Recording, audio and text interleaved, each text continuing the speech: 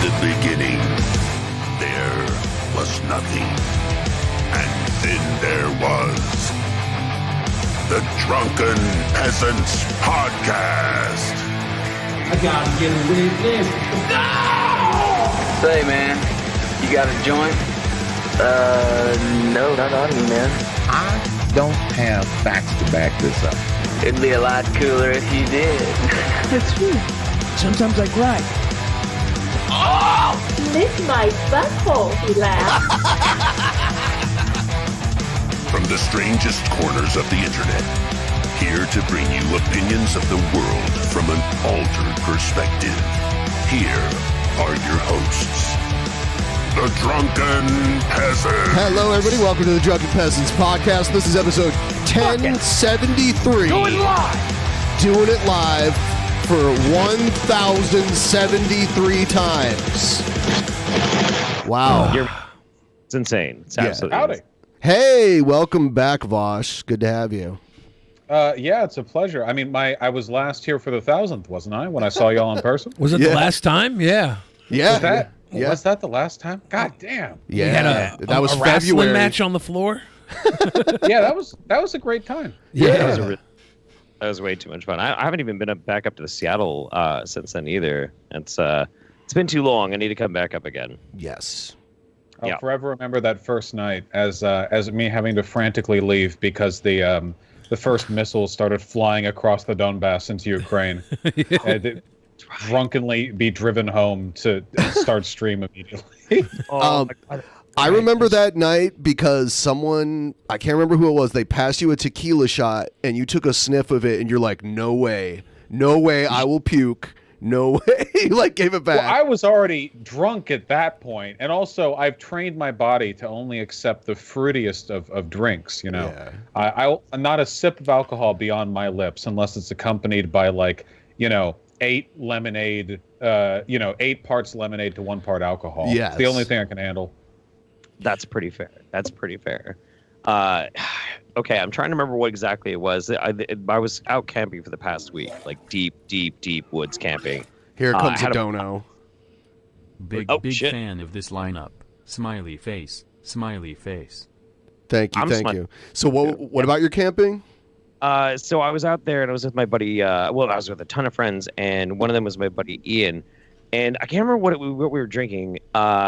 It was some kind of like wine base with like a fruity thing to it.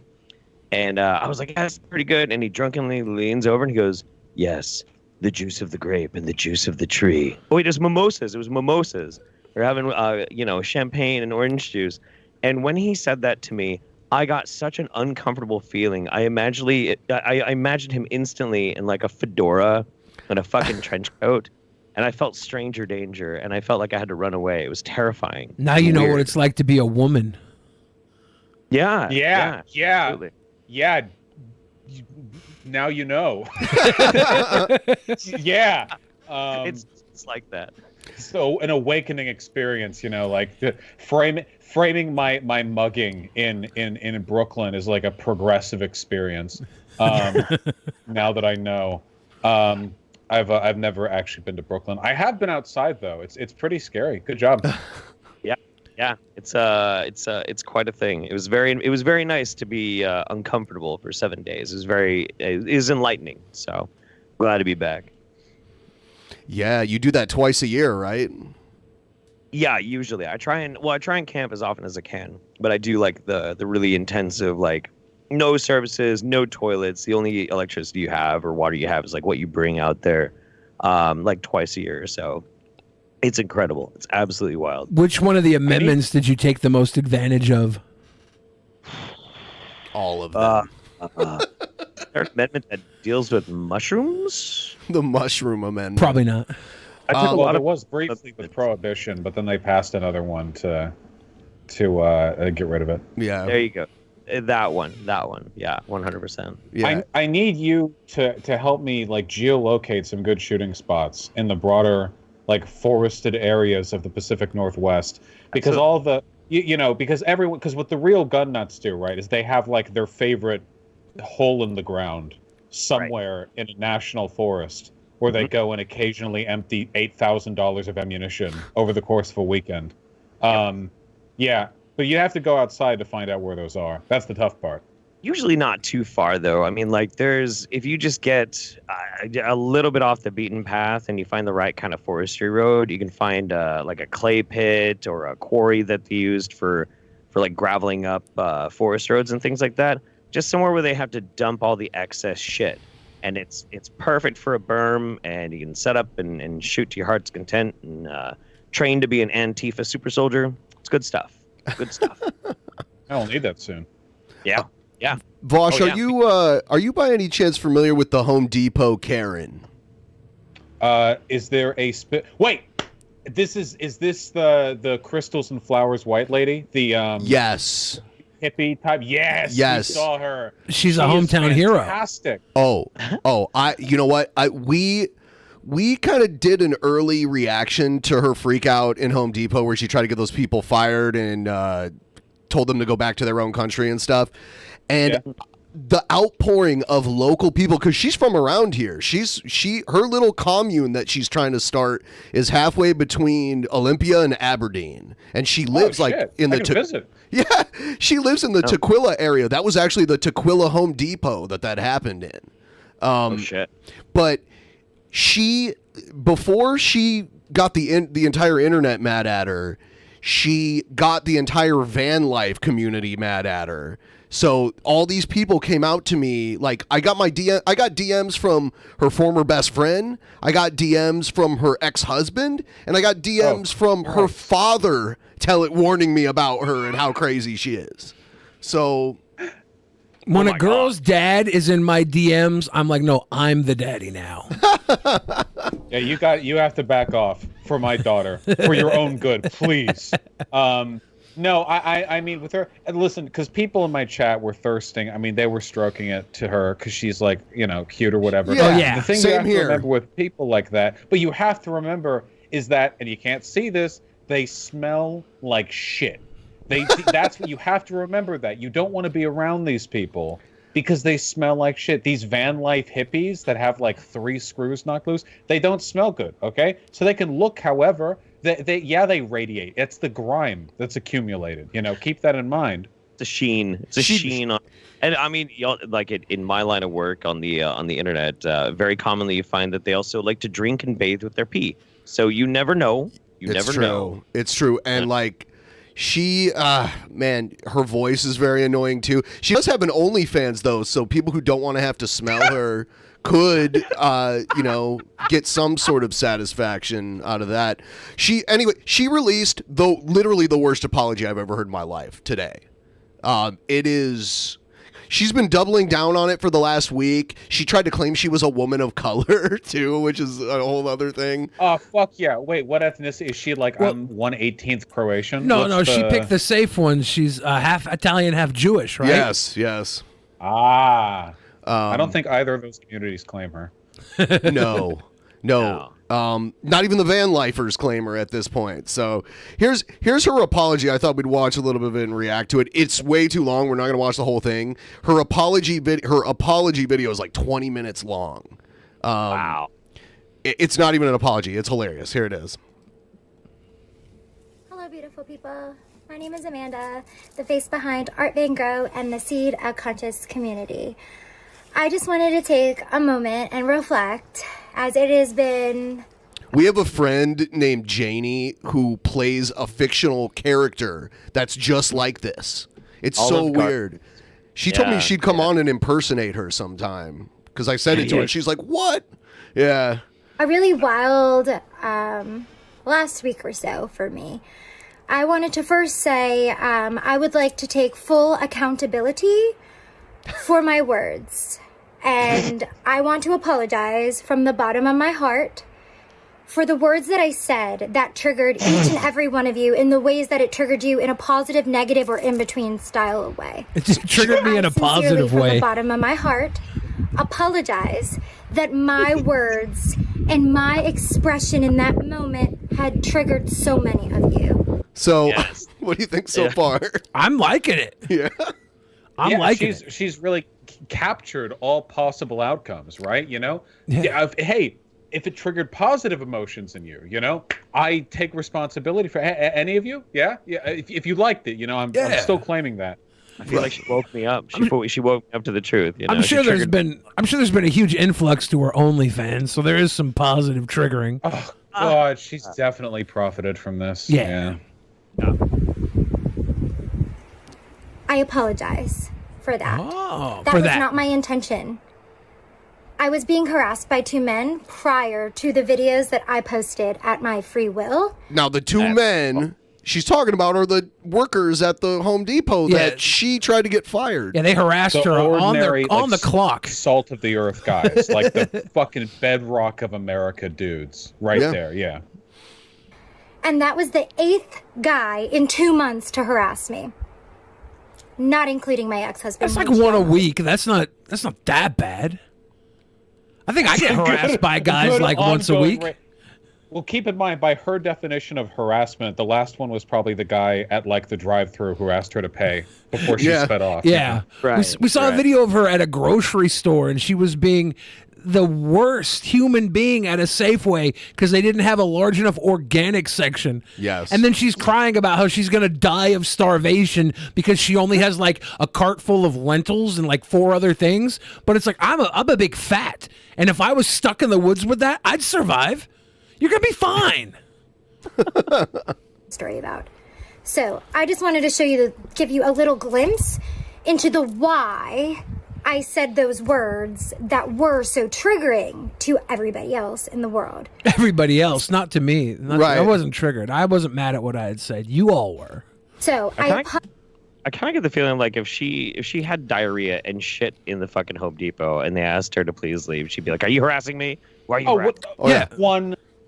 100%. There is whatever machine produces shame inside our brains does not exist in people like this. It's narcissism, right? Like an inability to like reconcile personal failings. Because it's insane because a lot of people are narcissists, right? Like it's not that uncommon, and it's just a part of their brain that's not there. That you might as well be talking to like a colorblind person, like trying to distinguish the 2 shades of green on the plant. You know, they just can't do it. But the fun part is that this is a disability we get to make fun of people for having because it makes them terrible people. So we have like an excuse to you and has 5 acres to be of ableist. land. Maybe she has somewhere for you. Shoot your guns, wink, wink. Yeah, you could go to her conscious community camp out there. She does have that compound. She does have a compound. She's building. She's on it here. I actually think she did shit in that Home Depot, and the reason they started the fight was because she wanted a doggy bag to take it home for fertilizer. when her and her husband broke up, she accused him of abuse after the fact, and she took him to court, and nothing happened to him. He didn't get in trouble. And in fact, he got a restraining order against her, and she had to move back to New York with her parents for a little while. And while she was there, she was trying to extort her family for money.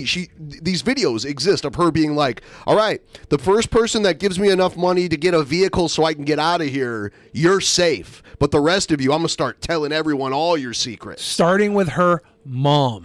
Yeah. She was giving some Batman villain threats in an Instagram live story in order to get gas money. Is that what she wanted? I've talked to people who were friendly with her at one point, and she went so psycho on them that they just left the area. They moved to like the other side of the country to get away from her. Yeah, it's crazy.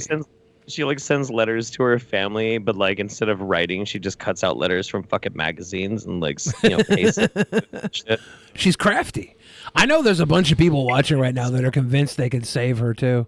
It's gross. That's all. That's like half my chat right now. Yeah, but with her, because I mean, they're weak. But I knew like hippie girls because I went to Humboldt State in Northern California. I mean, it's like every other girl up there is like some kind of crystal sniffing, whatever. And that shit gets old. That shit gets old really quick. I had Tinder hookups where I was at their place for 3 hours, and over the course of those 3 hours, my patience for the entire aesthetic burnt through and then some. It takes no time at all unless you have a predisposition for it. Whatever, she's going to be fine. Her OF is probably just packed full of people looking to see the hussy get pummeled. She made a video on her OnlyFans that got leaked where she was talking like how she feared for her life because of all the backlash. And then at the end, she's like, so if you want to see these titties one last time, check your DMs. Oh, God. Yeah, she was like crying, saying I'm not suicidal, but there's a good chance that I might show up missing on a ditch. I need you to know I'm not Epstein, but if you want to see these titties one last time. It's like, what? What? So This fucking shameless. Again, incapable. No part up here that produces shame. Yep. Which is perfect for an influencer. Oh yeah, 100%. You can just hear it in like the pattern of how she speaks and shit. You know, like it's she didn't fuck up. Everybody just got triggered by her because you just can't handle her or some shit. It's fucked up. Do you think she's wearing this Fire Department New York hat to like signal boost like her allegiance with the great men of 9/11 that saved everybody in the towers? Did they save everybody? Everybody. Everybody. Oh, yeah. 9/11, famously the 0 death count event. You know, the seed of conscious community. Yeah, she was the she was the heart and soul of that fire department. I just feel like she's doing some sort of virtue signaling here with the hat. Maybe I'm wrong. I mean, she does live in something going on. Yeah, she lives in small town Washington. I saw something she posted a few days ago. They had like a car show in this little town that she's living in. It's like right next to her little commune that she's trying to build. And she was hanging out with old, like, you know, redneck looking people. Yeah. So I saw a screenshot. I don't know if it was real or not, but like a screenshot of people like praising her on Stormfront or something. Well, they love that shit, right? Because there's a pretty big overlap with like the hippie like mysticism and like the Nazi love of the occult, where you have, because like the anti-vax thing is like the big overlap there, she's anti-vax. Like, what? Yeah, I mean, absolutely. Yes. Right? I would not believe you if you told me otherwise. So I feel like they have like the aesthetics of a progressive, but a lot of their politics and like reasoning is firmly in the right. And I think she knows that. And I think maybe, the fucking hat is like I'm a hippie bitch or whatever, but I want to keep America white. Because, I mean, that's what she fucking said. Yeah. See? Which is hilarious because and you know what? Her ex-husband may fuel some of the xenophobia on top of it because he's not a white guy. He's like Asian and he's from Australia. And she got mad when they broke up that they wouldn't deport him. She was like, oh, it's because I live near a sanctuary city that they won't get rid of him. She kept saying that. Yeah. She was going to rat him out to immigration to get him kicked out of the country so she could live on their land. It's one divorce, though, to be honest. Like, that's pretty ingenious. But yeah, if it would have worked.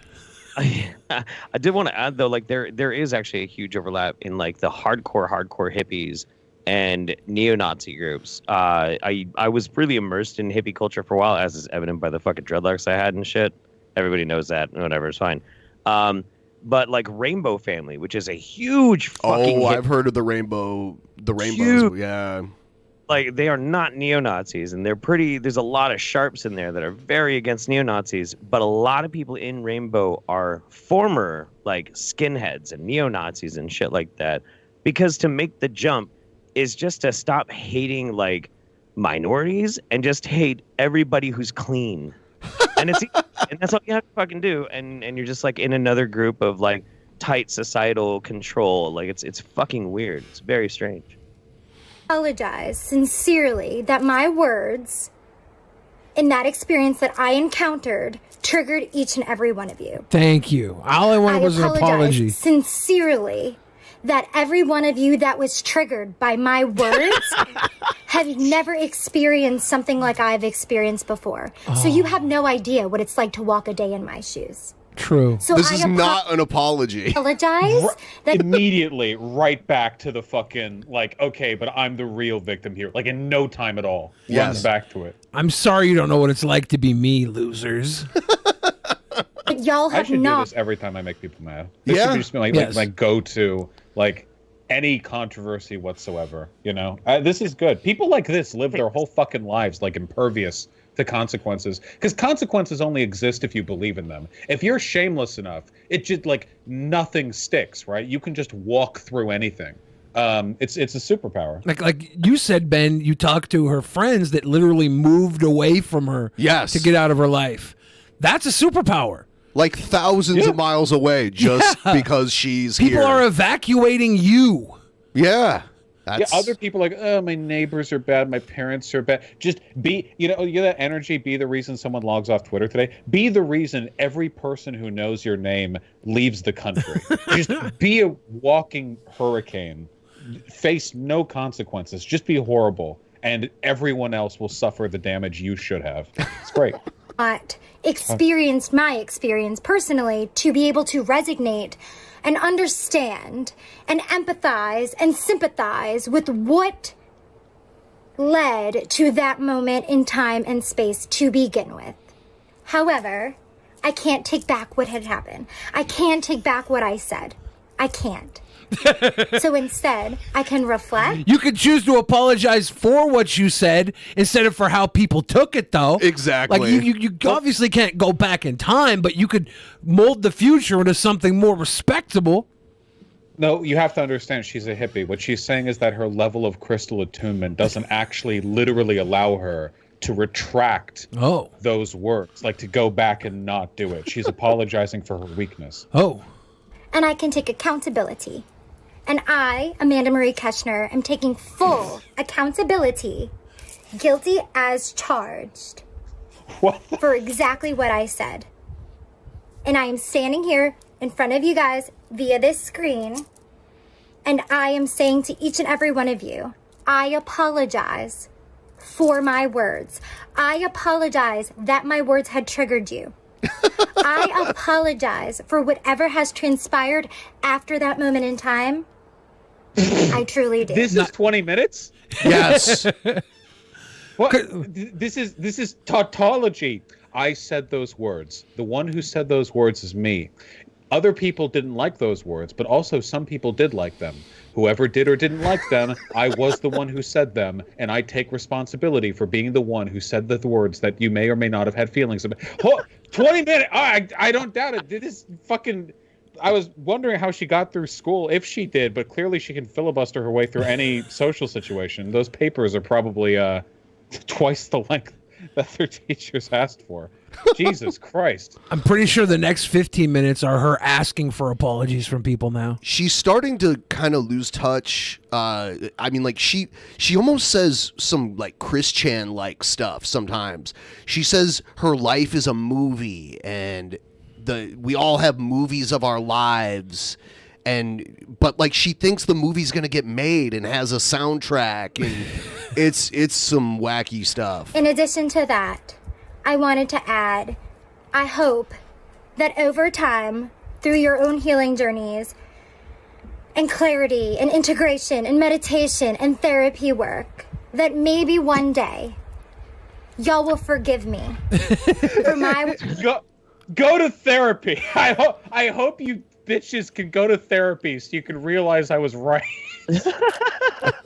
words and my actions based off of my experience. I hope that one day you can empathize with what I've been through and forgive me for the words that I said that triggered you so harshly. I really, really, really hope that one day you can, but I do understand that forgiveness is not that easy. I do understand that. So if, unfortunately... Yeah, I'm sold. If I ever run for public office, this is going to be my press secretary. You'd be undefeatable. Oh, yeah. Yeah. Nothing could, actually, the effective thing is all the hate would be deflected onto her. So anytime you do anything, like you drop a baby or something, she gives like a 70-minute spiel on how the baby should have been less slippery that day. And everyone just focuses on her and completely forgets about the shit you did. Excuse me. Do you have any comment on digging up in the past of Mr. Holiday, Senator Holiday? I apologize that you are all stupid snowflakes and can't handle how wonderful I am. Apology accepted. So, what is the senator's comment that he once accidentally formed a hate group? Listen, I'm sorry that you're so triggered by this. I hope through a lot of meditation you can come to understand how any of us could accidentally make a hate group. Like, I don't know, it's fucking great. I'm sure I can make a hate group, but I couldn't name it Kekistan. The thirst posting in my chat has stopped, by the way. It's mostly now people talking about their blood pressure. So I think we've done it. We're disproving the incels. It's actually possible to be a hot woman and still attract the malice and hatred of sexually underperforming young men. Don't forgive me. I will have to live with that. And I will be okay. I will have to live with that, and I'll be okay. In addition to that, I just wanted to shine a little bit of light onto something that I am personally going through. And this does not justify my actions by any means. Like I said, I take full accountability for what I said. But I just want to let you know, I personally am going through a lot. I have a lot on my plate. I am diagnosed with PTSD. Severe self-diagnosed PTSD. Holy shit! This is a meme, dude. This is like a fucking. She's actually running through every thing that you'd say to make fun of this type of person. This is incredible. Yeah. She's proving the stereotype for sure. Then I mean, God, I want to make a joke about Tourette's and TikTok, but like, nah, that's dangerous fucking territory. But I wouldn't put it past her. I wouldn't put it past her. I used to be diagnosed with anxiety, and through the last year and a half of intense therapies, I am actually diagnosed with complex PTSD. I will be working with a brand new wellness team, and they will make sure that I have the programs, the guidance, and the tools that I need in order to not wind up in a situation like I put myself in. She needs a whole ass team. I mean, well, it's a wellness 12 team. Guys in black suits and ties, like following her, like just like in every corner, making sure she doesn't accidentally be very racist on camera. Right. It's probably her wellness team is probably just like the upper tier of her OnlyFans. She's a chronic oversharer too. She overshares to her own detriment. She was trying to. There's like this company, I think it's like Cascade Tours or something, where you can host like a yoga thing or whatever. She was trying to host some kind of yoga retreat, and they found out about her video because she brought it up, and she got fired from that. She had an interview with a talent agency in Seattle and told everybody about that, so they got contacted too. And she leaked the fucking therapy place she's going to. Also. Oh my god. Yeah. Yeah. Just an absolute hurricane of a woman. You know, I think part of being a therapist is learning to recognize when the person walking into your office is going to ruin your life too, and responding preemptively to that situation. So they're going to teach me the proper tools and skills that I need, so therefore my PTSD is not triggered, and then therefore I do not have to say something and project something and trigger anybody else in any kind of way, negative or positive. First, they should work on teaching you to speak from your diaphragm and not from like the tiniest, pinchiest fucking part of your nasal cavity. Jesus. Literally right behind the upper teeth. I mean, it's right there, as far forward as you can get. I like how she keeps insisting there's a positive triggering that could be going on here. You might have been positively triggered by me telling these men to go back to their own country because I didn't like their accents. I don't want to trigger you in a positive or negative way. She also claimed that you can just say the F slur to whoever you want in New York City and no one will care. That was great. I thought that was relatable to me. I felt that. That was very good. 'Cause I do not believe for a moment that this girl is anything other than heterosexual. She exudes tremendous. I know that might be a controversial one, but I think a lot of this is like aesthetic obfuscation. Okay, I think she's like homophobic. Like if she saw like lesbians kissing or whatever, she'd be like grossed out by it personally. She might be. That's my guess. That's totally intuition talking there. I wouldn't be surprised. Does anybody know she has? Fix her. You can't fix her. I middle monkey. You I can't fix her. Unless you're a psychiatrist and you can prescribe her something, I doubt she can be fixed. Probably only hold her down for a while. But she do we have access to her OnlyFans? Do we know if there's any girl-on-girl stuff to test this theory? I've never seen her OnlyFans aside from that video that was leaked. And I think she's a sexual opportunist. Somebody in my chat just said there isn't, because of fucking course I have visceral OF subs. Is that one of the tier 4 subs or whatever? Like they're part of her fucking security detail? Thank you for chiming in from the wellness group. I'm on site right now at her compound. I can confirm I've never seen another woman enter her van. I don't want to hurt people. That's not my intention. She's never had another woman in her yurt. I literally went to school to help people. She studied forensics. That's what she said. Yeah. When she was going off at her boyfriend. You want to shoot guns? I shot a bullseye before I ever met you. She tried to put a hit out on her ex-husband too. Yeah. She was like, she basically said, I will offer money if someone can break his neck or something like that. But then she kind of pulled back. She was like, but it might be better if I can just do it myself. So, yeah. Oh, okay. Yeah. I mean, I'm a little triggered by her wanting to kill her husband. That's a little fucked up, man. A little fucked up. Murder is bad. Am I triggered? Is it a bad trigger or a good trigger for that? That's a good trigger. I don't know. These van life people, they have a history. It's not good. Doing exactly that here. They're like a murder crew, right? They're like the whole van life shit. Like, there's no fucking way these people aren't killing each other constantly. They're out there in the middle of nowhere. They're all crazy. Yeah. Half of them are preppers. I don't know. It just seems like a wacky group of people to stake your life to. You know, there's 100% a reason they're off the grid. Yeah. Well, I mean, it depends. It depends on which ones you're talking about. Yeah, like, they're the ones. They're the ones. Yeah. Nomad people. You know, like there's definitely are people out there that are not joining society because they can't join society anymore. Some of that's because like their mental health is really that fucking bad. Some are because they got like a criminal record. Then you got like the van life people who are influencers. Exactly. You know, that kind of shit. There's just lifestylers that want to have a crazy experience. So there's a myriad of them, but like it's so they're like unified kind of things that happen the longer that you're on in the van life thing, even if you're like on the high level of influencer van life sort of stuff. And it's that you inevitably are going to end up in the shit. It happens. It happens to fucking everybody that goes out on the road and they live there for a fucking while. You see some crazy shit. And how you deal with that crazy shit. But, like, I don't think she's seen anything of crazy shit. She doesn't strike me as somebody who's ever had to have a self-awareness. She's got PTSD, though.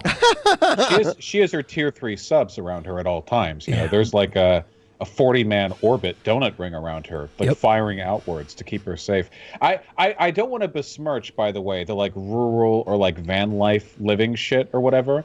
You know, there are tons of crazy people in the cities. It's just, for me, like, at least in my mind, right? Because, I mean, crime is higher in the cities, so this is, like, probably totally irrational. But if I'm around crazy people in the cities, you know, I feel like I'm in a concrete fortress at all times, you know? Like, where I'm in a very regimented, structured part of the world where I can rely on, like, backup systems. If you're like in a van life group or whatever, I feel like you're just one bad relationship and a drunken night away from dying and just no one ever finding out. Yeah. And that's scary, you know? I mean, that happens with homeless camps and stuff, you know, all the time. And this is just one level away from that, right? Yeah, I love the van life people, but I've been fantasizing about being homeless for a long time.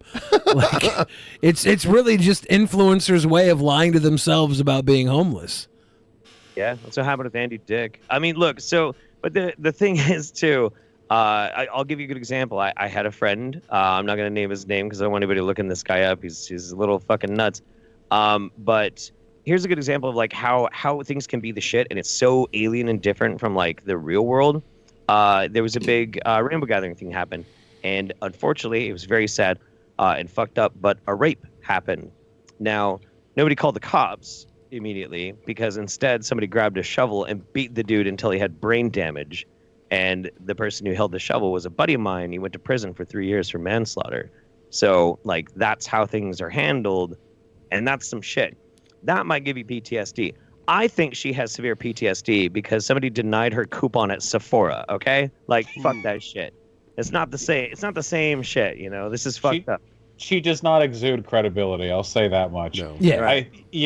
It's just a difficult process. The fucked up thing, like you talk about vigilante justice, right? The fucked up thing is like, okay, you know how back in like 150 years ago, whatever, like the whole like white woman that cry rape at a black dude gets lynched type thing, like, you know, like maybe the white woman was infidelity or like explain something, or maybe she's just a crazy bitch, you know, that happens. It's been known to happen.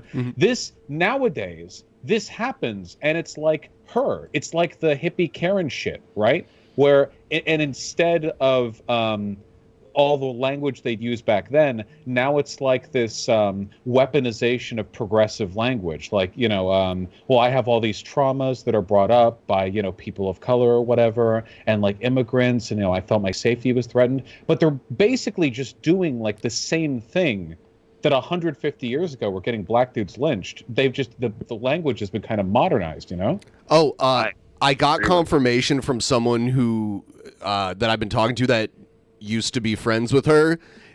She is not completely heterosexual. Ayo. Damn it. Ayo. Well, maybe she should be. Maybe I was making a prescriptive judgment there. All right, she can say faggot.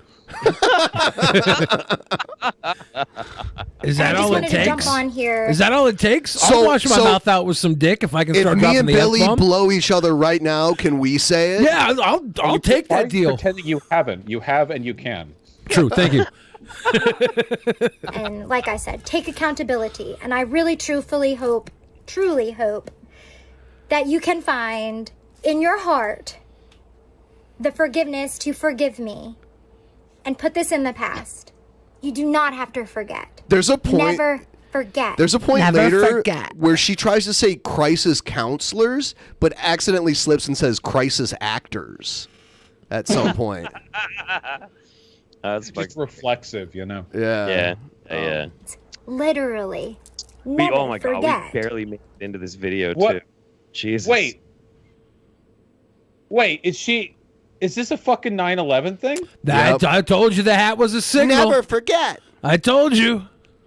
Why would you just drop that? Okay, this isn't just narcissism. This woman skins cats alive. This is pure like antisocial personality disorder. She has a trigger in her brain where she's like, what can I say to get people to trust me? Well, I know that people like it when you say 9/11 never forget, so I'm just gonna bust that one out like totally out of fucking nowhere. You know, this would be like her randomly dropping like a RIP MJ or like a, you know, thank God we won World War II in the middle of it. Just no emotional links going on up here. Just random tidbits. Yeah, I guess you know she what had, I mean? Am I overreacting? Oh no, I know what you mean. I guess she had an office in Tower 7, and that's why Tower 7 went down. It was like, take me with you.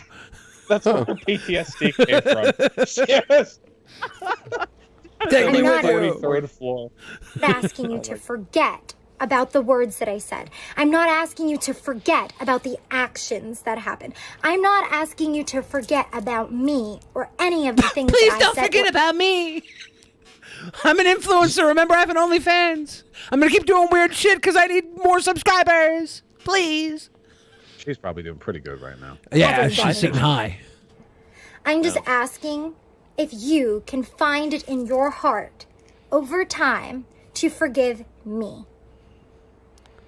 Yeah, at this point's weird. She stops and just starts doing like a breathing exercise out of nowhere in the middle of the video right here. All right. Oh, this is for free? Normally this shit you have to pay $15 a month for.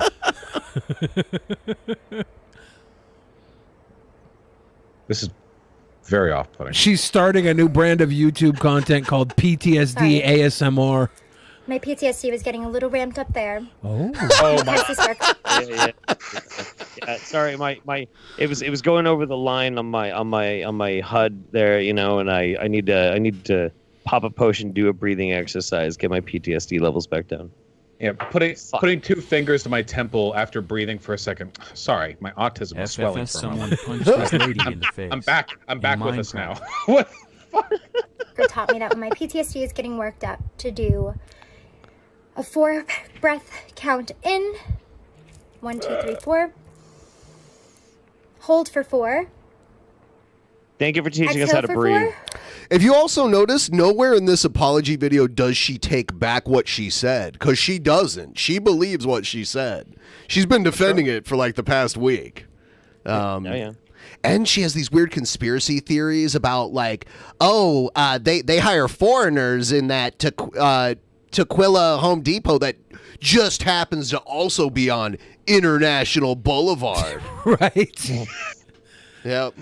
Wait, is this like full on fucking New World Order shit? Like that the plan of the lizard people. Okay, listen, all right. So get it? The road is globalism and there are brown people there. Curious? Yeah, it is. Yeah. It's pretty wacky. Hold for 4. And repeat. It's called square breathing. I'm not asking you to forget what I did or said. I'm asking you to forget what a trigged little bitch you are. It's used for severe PTSD. It is one of the things that I got to learn through this experience, through talking to crisis to crisis workers while experiencing being neglected by my local PD, filing a harassment charge. Yeah, the police are tired of her. She calls them all the time. They've been hanging up. She made a video crying about how the cops keep hanging up on her. It's like, if the cops are hanging up on you, there's a problem. Really? Yeah. Oh, I thought you were joking. No. Oh, no. Okay. She's trying You have to She's really... Sorry, I keep interrupting. No. I'm just excited. No, it's okay. It basically she thinks the cops, like the local sheriff's department in her county, is going to do something about the online harassment she's getting right now. As a white woman, you have Most to be apology so videos bad contain for them to apologies. just hang up on Interesting. you. For cops to just hang up on you on that, you have to be exceptional. Yeah. For them to, yeah. What an impressive woman. We all have our talents. Yeah. From the incident that happened prior to the video I shared. And if you've been following me for a long time, you know and that in our I have chat, when she was doing the square breathing, Sniffs in our chat says it's box breathing. There is a thing called square breathing, Sniffs. It's for 2-dimensional people. She claims to be 5-dimensional later in this video.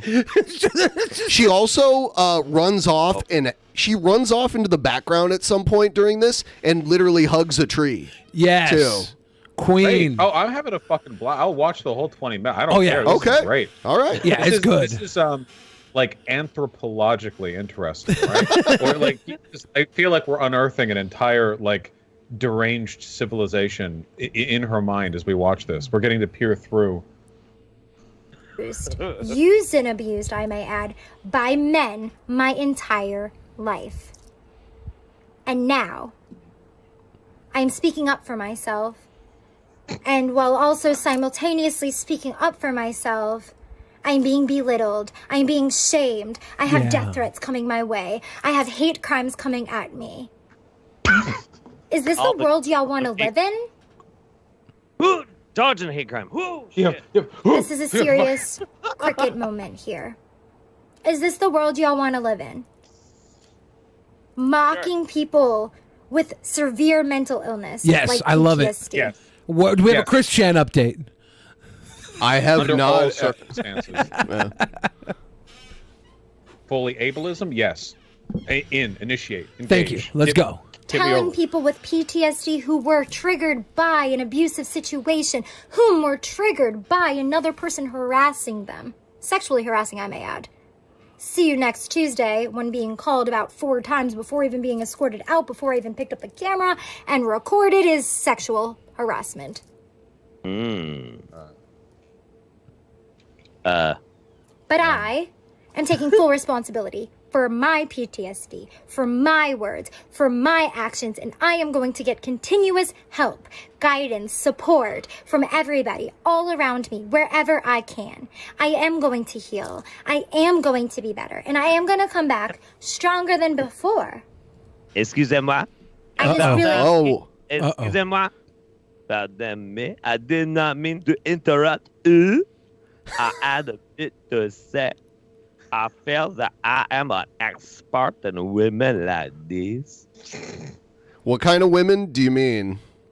The terminally lower IQ woman, the perfect woman for breeding stock. Breeding stock. Fuck, he would go for this, wouldn't he? Fuck, that's real. Oh, God. I, the eminent J.F. Grouper, the neuroscientist, psychologist extraordinaire. I am her. To tell all of you in both of these chats, she does not need fixed. She needs a little bit of my potato. Oh, your potato. I actually think she would be too dangerous for him, right? I feel like she couldn't be manipulated that easily. Like she would fucking kill him or something. I don't know. Oh yeah, it'd be bad. Yeah, this is like big game hunting for the fucking potato farmer. He's got a type, but it's not the type that would claim PTSD openly. No. I think that She actually went into PTSD. Mama JF. She didn't claim it. She just went into it. Well, sure. I mean, I don't want to psychoanalyze Mama JF because I love Mama JF. I really do. She's a fucking whole ass legend. But Warrior. Oh yeah, man, God, what a woman. All right, hang on. I got this. But I do feel like this woman that we're watching right now is effectively like the antifreeze for JF. Like, it would be so sweet for him, and he would be all about it. And every aspect to him, there's like a siren song, but ultimately it would poison him if he drank it. And he might just have enough brain cells not to stick his dick in her. Maybe. I just want to say that because I my last debate with JF was like a year and a half ago. So since that time, every successive visit to the Drunken Peasants, fewer people in my community, as a proportion, know about JF Gariepi, which means that every time I get more confused amusement in my chat about this whole thing. And there are people in my chat who are like trying to hurriedly explain it. Like, okay, like the lore, like catching up. Yeah. It's a phenomenal sociological process going on. And I love to see it. A chatbot command that just like scrolls out the fucking 2 days floor. sexual harassment. Star Wars it's time intro. for white women to be stopped by nuclear means. God willing, John. Oh, man. Hell yeah. I hope that you can find in your heart a little bit of blood for it to beat. And maybe, just maybe, you can forgive me. And if you can't, that is okay. I understand. I have no hard feelings. None. I will continue to live my life. I will continue to grow. I will continue to heal. I will continue. Look at that shit. She would kill you in a second. She would. Your physical. None of our physical talents can compare to her bloodlust. Yeah. She is fucking dangerous. Men have hurt her, and she decided never again. She took it out at Home Depot. She took it out at that Safeway. She takes it out right here, right now, when the people sending comments to her. Never again. If she's in your vicinity, she's in your throat with at least a butter knife. To thrive. I will continue to build my businesses. No matter the unfortunate hate that comes my way for speaking up as a spirit. Do the breathe. Be gone, Thoughtress. Be gone! Thoughtress, be gone! For speaking up as a woman whom has been abused for this long. Therapist Samantha Yeah. always says. When I go in there and I tell her what my week was like, whom I triggered on accident through my PTSD, let me tell her in therapy, right? This is what she always says to me, my therapist. And she was in the Navy too. She said, it sounds like you're taking one for the team. What a generic therapist response. Like, I've been to therapists before. That sounds like them just kind of being nice and being like, oh, sounds like you're taking one for the team there. I talked with my therapist about this, and they said, please leave. Please exit the building immediately. She's, fuck. I really wish, I know no one will ever check her on this, and she'll never, like, answer or whatever. I just want to know what the relationship is between the PTSD and the go back to your own country. Because, like, for real, like, dropping the veil for a second, like, if you're a chick and you've been abused by a bunch of guys and, like, you fucking flip out at Home Depot because some guys were, like, maybe being a bit, like, too close to you or, like, maybe a bit pressure, like, you know, yeah, life can get hard sometimes. But where this connects to the go back to your country really shatters the legitimacy of the entire premise. You know what I mean? Really fucks it up, the whole case. Was she from Staten Island? Yes. And was she in the Navy, or was she? She was not in the Navy. Just her therapist. She says her therapist was in the Navy. She should not be giving out her therapist's name and information about them. The Navy SEALs use the box breathing to relieve stress. Do they? Yeah, so I wonder if that's where she got her square breathing from. She is dangerous. Yeah, we're screwed. She can snap a neck. We're screwed. She lives in our backyard. She was the one who killed Bin Laden. That's why she's so fucking racist. She just, you know, she's got some one of those, like, hardcore, like, you know, wake up at 4 a.m., snort cocaine, read through the Quran, spit on every page. Like, we'll send them back to where they belong. Type racist, you know, like those left in Vietnam type racists. She's coming for us.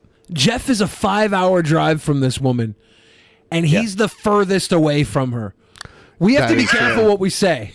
Yep. No. See, I'm counting on it. I'm counting on it. If you guys start disappearing, I'm fucking heading south, dude. I'm getting the fuck out of here. I thought we could all go camping at the Seed of Conscious community. Why not? Yeah. You know, I joked around. She the day after that video went viral, she made a post that was like doubling down on it. And right after that, right before that, she had gotten booted off of Airbnb and this other website that she was trying to sell campsites to people on. So I made it like a snarky comment like, hey, I wanted to buy a campsite. Can you help me out with that? Fucking with her. And there was some idiot that thought I was being serious, and I got a random DM from them being like, you're a racist. You support this racist woman. It's like, you don't detect the sarcasm in that comment? Sarcasm's undetectable online. Yeah, I guess so. Is that why people do the /S? Do I have to do the /S for real? Yeah. Oh, damn. Sometimes. And then usually says, it sounds to me like you're a woman who's been abused her entire life. And you're using your voice to stand up for yourself for the first time. Instead of violence. That's why my racism is okay. Okay, we got it. Look, yeah. Whoa! This, You don't see me going, pow! Ooh! One of her bracelets flew off. Black tourmaline flew off on that one. You don't see me doing pow. You don't see me doing pow. In my family history. I'm the tree hugger. Ready? Watch me do my moves. Oh my God. I'm gonna say it. I feel like she could kick my ass. Look at that fucking. Those punches came out pretty fast. Look at that fucking size queen. There was that smaller tree right next to her, and she went around it to hug the big one. Oh my God. I'm frozen. Oh, there we go. What a slut. That's my vibe. Anyone So if else y'all- getting pink alert flashbacks? Yes. That's my vibe. You don't want to see the papow, Jeff. She's a tree hugger. That's her vibe. But she got papow. Oh, Jesus Christ. I want to continue to throw hate my way. That's okay. Just remember your words are your spell. Whatever you say to me will come back to you times 10. No, I don't doubt it. Okay. All right. Listen, no. Okay, fucking. First of all, that's not how that shit fucking works, okay? Words are not fucking magic spells. And even if you're talking about magic spells, it's the fucking rule of 3, you dumb person. I'm trying to get better with my language, but Jesus fucking Christ, he's pushing me. Don't say the C word, Jeff. That's sexual assault. Yeah, she said that when her say that. When the guys at Home Depot called her a cunt, she claimed that was sexual assault, and then she was complaining about her Australian husband calling her that, and culturally that's like a typical word that it's not a really bad word in Australia. I yeah. know. That's fucking crazy. Yeah. I feel like we need more slurs for women because we have bitch and cunt, but like, okay, wow, you say bitch and cunt, you know. We don't have any real hard hitters, like not unless you're in high society. I think we're kind of sleeping on that. There have been some pretty good ones that I've heard in the past, and like, you know, I in the heat of the moment, I've said them, and like I got a very powerful response. Like I called a woman once a slag. That's a slut in like British English, slag. Yeah, but like you never like hear a hooker. it. You never hear it here, and in the context of like me chewing her out because she was being very, very inappropriate and fucked up, and it ended with "you fucking slag," and for some reason, like the context of everything I was saying, and then I punctuated with that. She was like, and like I don't think you would have gotten the same response if you said like bitch or cunt, because the thing is, it's not just one part of saying something that somebody might be offended by. It's also great if you can catch them off guard, you know? The whole concept of like swearing oaths wasn't necessarily like making an oath to do this or do that.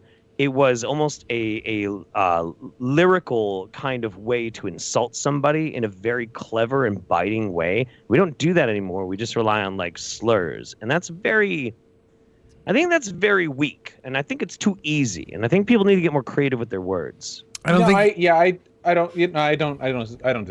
Yeah. I don't think you need slurs for women. Like as a man, you can just go out and invent something or build a skyscraper. You can just receive a slightly larger paycheck for the same work to them. Yeah, and give them you're a really fine. Smug look. You know, The best thing you could do to a woman is let them feel like they don't exist in your world. Just let them sit to the side. The MGTOW approach. Yes. They're like screaming, "Please fuck me," and you're like, "No, I've got fucking pinball to master or something." Yeah, I'm going my own way. Thank you very much. Move to the side. I'm discovering a fossil. All love and light. I don't even need to try and get one up on you. I'm a man. I win anyway. That's patriarchy. Boom. Maybe it's like when you go further back in time, it hits harder. Like if you said harlot in the right context, I feel like that, you know, it's like remember when Richard Spencer had that audio leaked by Milo Yiannopoulos, and he used the term, can I even say it, octoroon, the 1/8 black. And I feel like that's antiquity right there. But like you have to be like ancient racism to even have that word in your head. I didn't know what that word meant. I had to look it up, you know. I feel like that is like even more offensive than the fucking N-word in a weird way, just because you never hear it. It's so fucking rare and spicy. Like it's weird. That's weird. I get an emotional dust it response. off. Yeah. These are like words of power from antiquity. Like we're dusting off the fucking tomes of insult, man. Fucking historical racism. Yeah, ancient weapons unearthed from the past. Finding the like 9th century BC Chinese slur for the Han ethnicity and deploying it tactically as a Taiwanese citizen, and single-handedly beginning World War III. Dude, it's like the Indiana Jones of racism. It's fucking awesome. Holy shit. I'm highly protected and guided, both in this physical reality and in the spiritual reality. I mean that the most sincere kind of way. In the most basic explanation kind of way. So, this is my apology to you. I'm going to go continue to do what I do best, and that's live in the 5D reality, not in the 3D reality of hate and harm and hate crimes and hurtfulness and no accountability, right? I don't live in that 3D reality. I live in the 5D reality. I hang out with the trees. I ground every morning. I do meditation. I literally eat the plants off the ground. That's what I do. I live in this 5D reality. Okay. And unfortunately, all I can do from my 5D reality through this screen to you in your 3D reality is take accountability for my actions, take accountability for my words, ask you for forgiveness, and tell you I hope you never forget. Well, if she's in the 5D reality and we're in the 3D reality, if we sign up for the OnlyFans, can we get the double D reality? Well, that gets you the double gets you the extra. That'll get me to 5D, right? The 2 more Ds. Yeah, just the double Ds. We can be right up there with the 5D with her, right? Yeah. I got signing up right now. You have to gain I've been 2 putting Ds. this off for so long. I got a free mod pizza today. I saved $15 going right into her OF right now. Anything The that had 5th happened. D is just racism. I hope you've never done any of this. I hope that this I'm going for the Octa D. is a teachable moment for all of the world. By the way, all of her tattoos are Disney characters. She's all got of them. like some sort of scripture on her inner arm. I wonder if it. Wait, is that the dinosaur from Land Before Time? It might be. She might have some Don Bluth in there too. I don't know. I feel like they look like shit. Some of them look okay, but a lot of these just look like smeared markers. Looks like somebody took the funny pages and put the silly putty on the funny pages. I used to do and that. then pressed it on her arm. Yep. And I really, really hope that y'all can find forgiveness within yourselves to forgive yourselves for your past lives. Forgive yourselves for all the things you have done. Forgive yourself for all the hurt. She says it like not forgive yourself, but go fuck yourself. Right. She's got that go fuck yourself energy and the forgive yourself. It's perfect. hateful things that you have sent my way. And then, when you're done forgiving yourself, because forgiveness starts with you, hug yourself out. I do it all the time. Hug yourself out and forgive yourself. And then start forgiving others. Start letting people know, hey, you did this and this is how I felt from this. And therefore, this is where I'm at in my healing journey. So if we don't want to go back down memory lane, we should probably avoid X, Y, and Z to avoid memory lane. Okay. I forgive you, but I don't forget what you did to me. I forgive you, but I forgive myself, and my memory is sharp as a fucking whip. So I will never forget all of the things. I hope all the people in my chat who are saying I could fix her earlier, who aren't doing it now, just understand that you would be getting this speech anytime she drops a plate or something. Right. Like, it would be 20 minutes of rambling, and by the end, she would be telling you why you need to apologize right now. You cannot fix her. Nobody can fix her. Nothing can fix this. This is unfixable. This is beyond. Yeah. Here's a pro tip for all you cells Best out there insult I that want to used. fix her. Expired bottle of ranch. Forget about fixing her. Hate fucking is a viable option. If you She hate would fuck kill you, her, dude. She would fucking go cut your for dick it. off. If you survive, you're a man. If you die, it's what you deserve. Go for it. She just claimed to have a sharp memory, but in a lot of her other videos, she like digs up all these repressed memories that are just her way of like creating narratives against people she doesn't like. Yeah, the repressed memories just keep room for the sharper images of her newer She does memories. way too many psychedelics for her to have like a properly sharp memory. But I just feel like she would bite your dick off. I feel like something horrible would happen, and maybe with a Kevlar condom. I don't know. She could fucking try. That's the coolest part about Could guard your PTSD. dick, get ready at all times with dick jitsu. I've got a belt of deflecting fat around that thing. It'd be like her chewing gristle. It ain't happening. She's about to tell us the coolest part about PTSD. Come on. That's the coolest part about PTSD. Your memories are razor sharp, detailed oriented AF, I might add, and Hey, fuck someone this crazy, Billy. She's the type to accuse you of rape when you don't call her back. Put me on the stand. Every jury member will be praising my name that I pulled out and didn't make a baby with her. They'd love me. Yeah, if you're dating her, you need to have like a 24-hour GoPro set up so that when she inevitably accuses you of rape for not texting back fast enough, you have like bulletproof evidence. Also, I'm pretty sure PTSD does the opposite. I think it makes your memory worse. It probably varies, but that's my understanding. It does the opposite. She talks about her PTSD as if it's a superpower, like it's her spidey sense. Do you remember that? She was like, "That my PTSD, like I get a feeling because my PTSD, and I just know when something's gonna happen." It's like, what? as an empath. Yeah. I used to have anxiety, but now I have PTSD. That's what she said. She literally said she traded her anxiety in for PTSD. For a late model PTSD. Yeah. I really haven't found too many bad things about it so far. What the fuck? As far as PTSD goes, I really haven't found too many bad things about it so far. This video opened with her saying the PTSD was why she did the racism. What the fuck level are we on right now? Yeah, I love the PTSD. It's really improved the velocity of my racism. It's really upped the extent to which I can tell brown people to go back to their country. I'll learn more about it in complex PTS therapy. Help.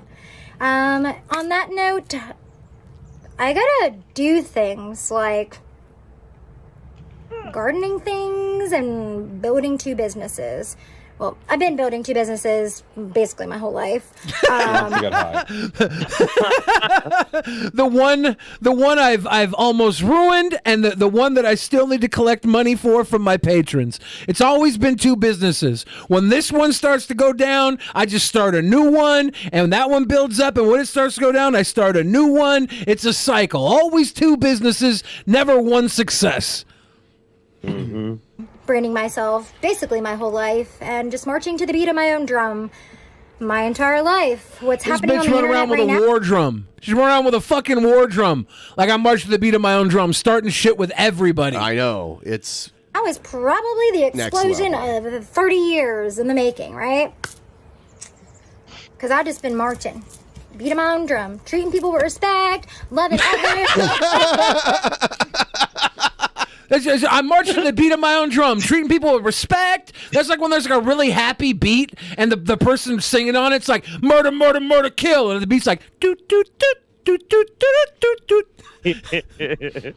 I feel like if she suffered crippling brain damage and every part of her personality was randomized, it would probably end up better and more coherent than this one. Yeah. Like, we're at the point now where any change is statistically likely to be a positive one, no matter how, out of left field it is. Maybe she'll change, later in life, like, some errant radiation from the sun will plonk a couple of her neurons, and she'll something better than this will be produced. Taking accountability, forgiveness, but never forgetting. I've sampled a lot of PTSD women, never one like this. Well, you wouldn't live after this one. It's like the final. And I highly, highly, highly recommend that you receive this message as such, right? Right. I really hope that you can find the courage within every ounce of your body. Oh, I hate her. I don't like her at all. To forgive yourself and then take accountability for every action you've done to others, and then forgive them and move forward. Never forget, but forgive. I'm not a Christian. I want to hear her rap. I need to hear her rap. Oh, I super do. Something tells me it exists. Oh, she posts a bunch of stories on Facebook, and she'll be singing and rapping along to music all the time. It's not like her own composition, but does she put on like really just shameless, really strong like black voice when she does it? Like I the think hardest AAVE drop she can possibly muster. Yeah, I think so. But it's with the weird chipmunk voice, so it throws you off a little bit. Yeah, it's like naturally being compensated for by her helium-inspired vocal tone. Yes. I don't really identify with that either. I'm just a fucking human being with a beating heart, having a human experience on planet Earth, but in terms of 3D reality, I have to be something, right? So, spiritualist or metaphysical practitioner or holistic practitioner, whatever. She's the 3D type of white girl that listens to Jay-Z and Kanye West song and only censors the word Paris. I want to call it, I'm not Christian, right? Might have been like dunked my head, baptized, holy water on the head, eaten a few of Jesus Christ's body or something like that. But I've never. So she was Catholic. She might have eaten a few Christ crackers, you know? As Christian. And one of the Christian phrases that I find extremely hypocritical is, you just gotta forgive and forget. That's not a Christian saying, by the way. The Christian thing is like turn the other cheek.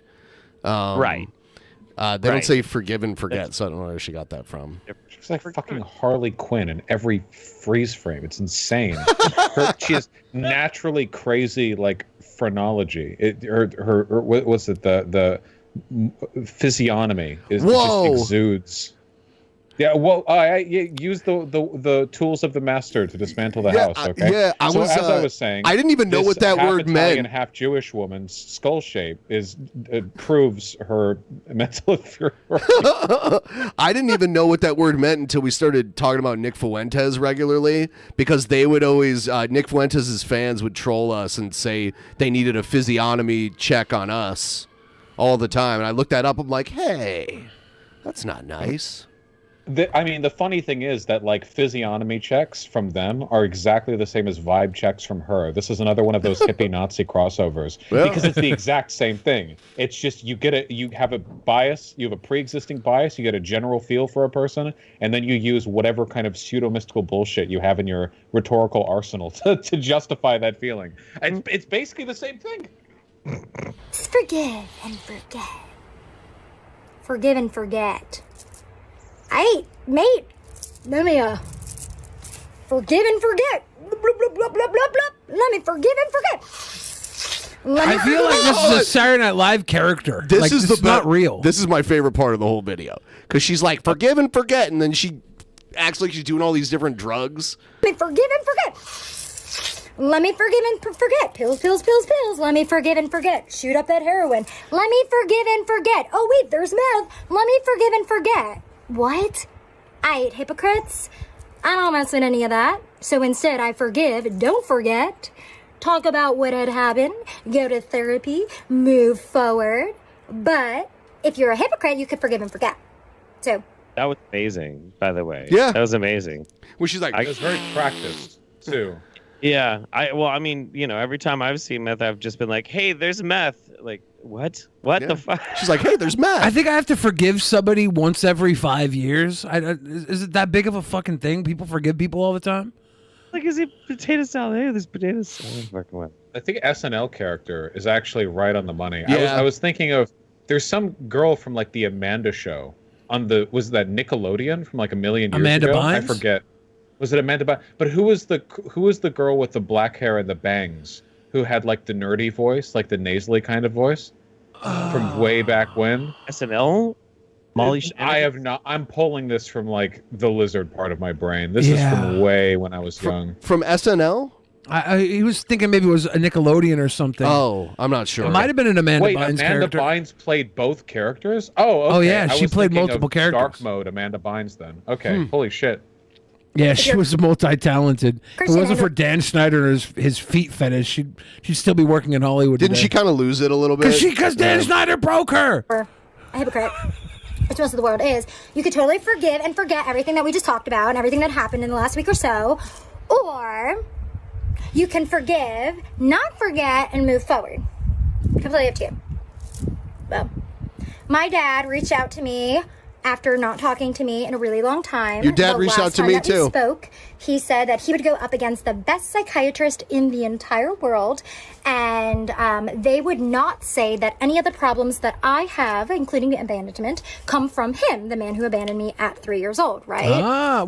Wait, that 3 years old? Well, how could she just drop this right here? Everyone's already thinking in their head the whole time she's talking, fatherless behavior, fatherless behavior, fatherless behavior. Why would she then validate all of that with this here? Why would you, hey, just so you guys know, my dad jumps in to let everyone know this is not his fault. I am not on him, but he's wrong. Like, okay, there's no good outcome for you here. Did we just prove her right, though, by saying this whole time we knew it was daddy issues, and her dad's trying to say that no psychiatrist or therapist in the world would say his issues were his fault? Maybe it's like a kind of spiritual fatherlessness. You know, maybe the dad she needed just isn't on this dimension. It was on the fifth dimension. That's why she's trying to get there. And if he left her at 3, why are they having conversations now? Like, he was gone. Who cares? He was there. He was there. Yeah, I've seen like because he reached out to me on social media. I've seen his social media pages, and I've seen photos of her as like a younger kid, you know, like hanging out with him and her siblings and stuff. So yeah, because I don't think her parents are together anymore, so maybe he wasn't around as much as she would have liked. It happens. Yeah, so she must have been fucked up, insufferable 3-year-old for him to I trust her so little right now that if she was like, yeah, I got hit by a car when I was 5, I'd be wondering what she did to the car to deserve that. She's very established a very low profile of reliability. At some point, you got to step in and play stepdaddy to that inner child. Can't blame this on your father. I stopped answering him. Basically, cut him off. The end. I've been in Jewish therapy since I'm baby. What's Jewish therapy? Jewish therapy. Did she really say that? Yeah, there's a lot of kvetching. So like, I looked this up. I'm like, is this a term I'm not familiar with? I couldn't find anything. So I think she made it up. Yeah, I don't want to paint with a broad brush here, but I grew up in a pretty Jewish community, and I have to say, I feel like they would not put up with the shit. Like, 0 of them would. There's a no-nonsense attitude in every Jewish person I've ever met above the age of 30, and I do not feel like they would have any patience. This is a highly non-kosher attitude that she is demonstrating. Yeah. This is she said she was half Jewish, half Italian, right? This is her Italian side. And she was talking about the Catholic shit, right? With the, This is her Italian side coming out right now. They're passionate, fiery people. Yeah, half Italian, half Jewish, and her Italian side is fiercely anti-Semitic, like the Italians were when they came to America. It's a constant inner war, and that's why she's like this. The Italians and the Jews get along so well. The Italians were allies of the Nazis. Yeah, but they get along so well in America. Now they do. They fought for that. They work. You know, Vatican II happened. You know, we had a little epic trolling on Normandy. You know, stuff's changed. I probably have more therapy than most therapists that have worked with me. Well, actually, I know that's true because all my therapist says that I am challenging them and they need to look up information because my IQ is so high. Because her IQ is so high. She challenges them. Yeah, you know, I gotta go look this one up because I usually don't deal with your IQ is too high for my pay grade. Why don't you leave the session a little early today and I'll look up everything you just said. Yeah, I'm not smart enough to have you as a patient. I guarantee you every one of her therapists only books her on Tuesdays. So at the end of the session, they can be like, all right, see you next Tuesday. So, I stopped talking to my dad at that point, and if y'all saw the video on TikTok before it got taken down off of TikTok, you probably saw somewhere around there that I went up to a punching bag at my job and I just got that. What was that? I just got that. Okay. Literally it all. I'm Super therapeutic. retarded too, Jeff. Don't worry. Highly recommend it. At the exact time you got it. My dad never did this. He was never there. Video's taken down so She is a diamond in the rough. Oh. Brett Queen. Big fan of her work. can't see it. I used. Fuck, I'm feeling like I'm coming around the hate fucking thing. I don't know. She's actually so crazy. She's circling back around into it being like one of those, well, if you die, you die type Exactly. situation. Exactly. Yeah, it's go all the way back to the beginning where it's like, okay, well, you know, I know, whatever, right? It's like bungee jumping. Fuck. Kesha's song skydiving in the background, ironically. Similar name, I know. Irony. But in that moment was the moment I realized, like, there is nothing I can do to make my father love me. Nothing. Oh, no. Nothing. Oh, no. It hurt. Fuck did it hurt. It hurt so bad I was I've seen literal, like, public social media posts where he's like, I'll always love you, but I'm not going to let you try to blackmail me for $20,000, so now I'm going to have to stop talking to you. But her love language is $20,000. Oh, okay. That's how that works. my love language is regular deposits into my bank account. You fucking monster. Eric was crying in the bathroom. My boss had to talk me down, and then here I am punching a punching bag. It hurt. And that was it. I stopped texting him. My sisters cut me off. Everybody blocked me. And my dad just reached out. My friends moved literally thousands of miles away. I don't know why it rained shit on me. And this is her apology video. Yeah. I'm just reminding everyone, just in case you forgot. This began with her shouting at some fucking minimum wage Home Depot employee to go back to his country. Yep. And this is where we are right now. She is an open book, dude. She is just a flowing tidal wave of revealing information. Yep. As wild as this is as an apology video, we have to remember last time we watched her I'm not suicidal video ended with her promoting the OnlyFans. Oh, yeah. So if you want to get the last look at these titties, sign up right now. It's like, and the version we played, I had to crop her titties out of it because they were in that video. Oh, wait, where'd she post that video? Was it just on OF or? I think it was leaked. Somebody leaked it, and we had, for journalistic reasons, we had to replay it. Yeah, but I played it censored. Yeah, we didn't show anything below the neck because we're news, not nudes. Yeah, she has big boobs for a skinny girl. You know, like. Well, no one, you know, we can't contest that she's nice to look at or whatever. It's just that she really ruined the life of anyone she makes eye contact with. Yeah. Can you imagine having a daughter like that? That's the person I really feel bad for here is the dad. And of course, I don't know the details. Maybe the dad's a piece of shit. But, like, taken for granted, like, you know, we know she's awful. Having a child like this would be, like, fucked. Because at least if you're a kid and you have, like, a shitty parent, first of all, they die before you. And second of all, like, you know, it's like you overcome something. Like, okay, my parent was bad, but I grew out of it. But that doesn't work the other way around. If your child is insane, that's just a permanent weight on your life until you die. That sucks. The worst. Yeah, that's not fair. Like you can get trauma from your fucking kids being fucking terrible, but you don't get to complain about it. Like that's kind of double standard. Yeah. The cruelest trick that God can play is giving a brat giant boobs. Because they will get way too far in life off those boobs alone until they start to sag or they start to cause their friends to move across the world. Like at some point, reality hits them and their boobs just don't get them through it anymore. I feel bad for this poor girl's boobs. I'm so glad Vaush is fascinated by this because I wasn't sure. You know, he's usually in the political realm. Oh, I have more because there was stuff she posted on her Facebook that I captured. She's an undeniable talent, right? Like low-cow talent. She's made of things that we don't see very often. Maybe Big Fish Talent Agency will hire her anyway. I mean, Go ahead. Big Fish is a talent agency. They'll probably hire just about anybody on because they take on as much talent as possible.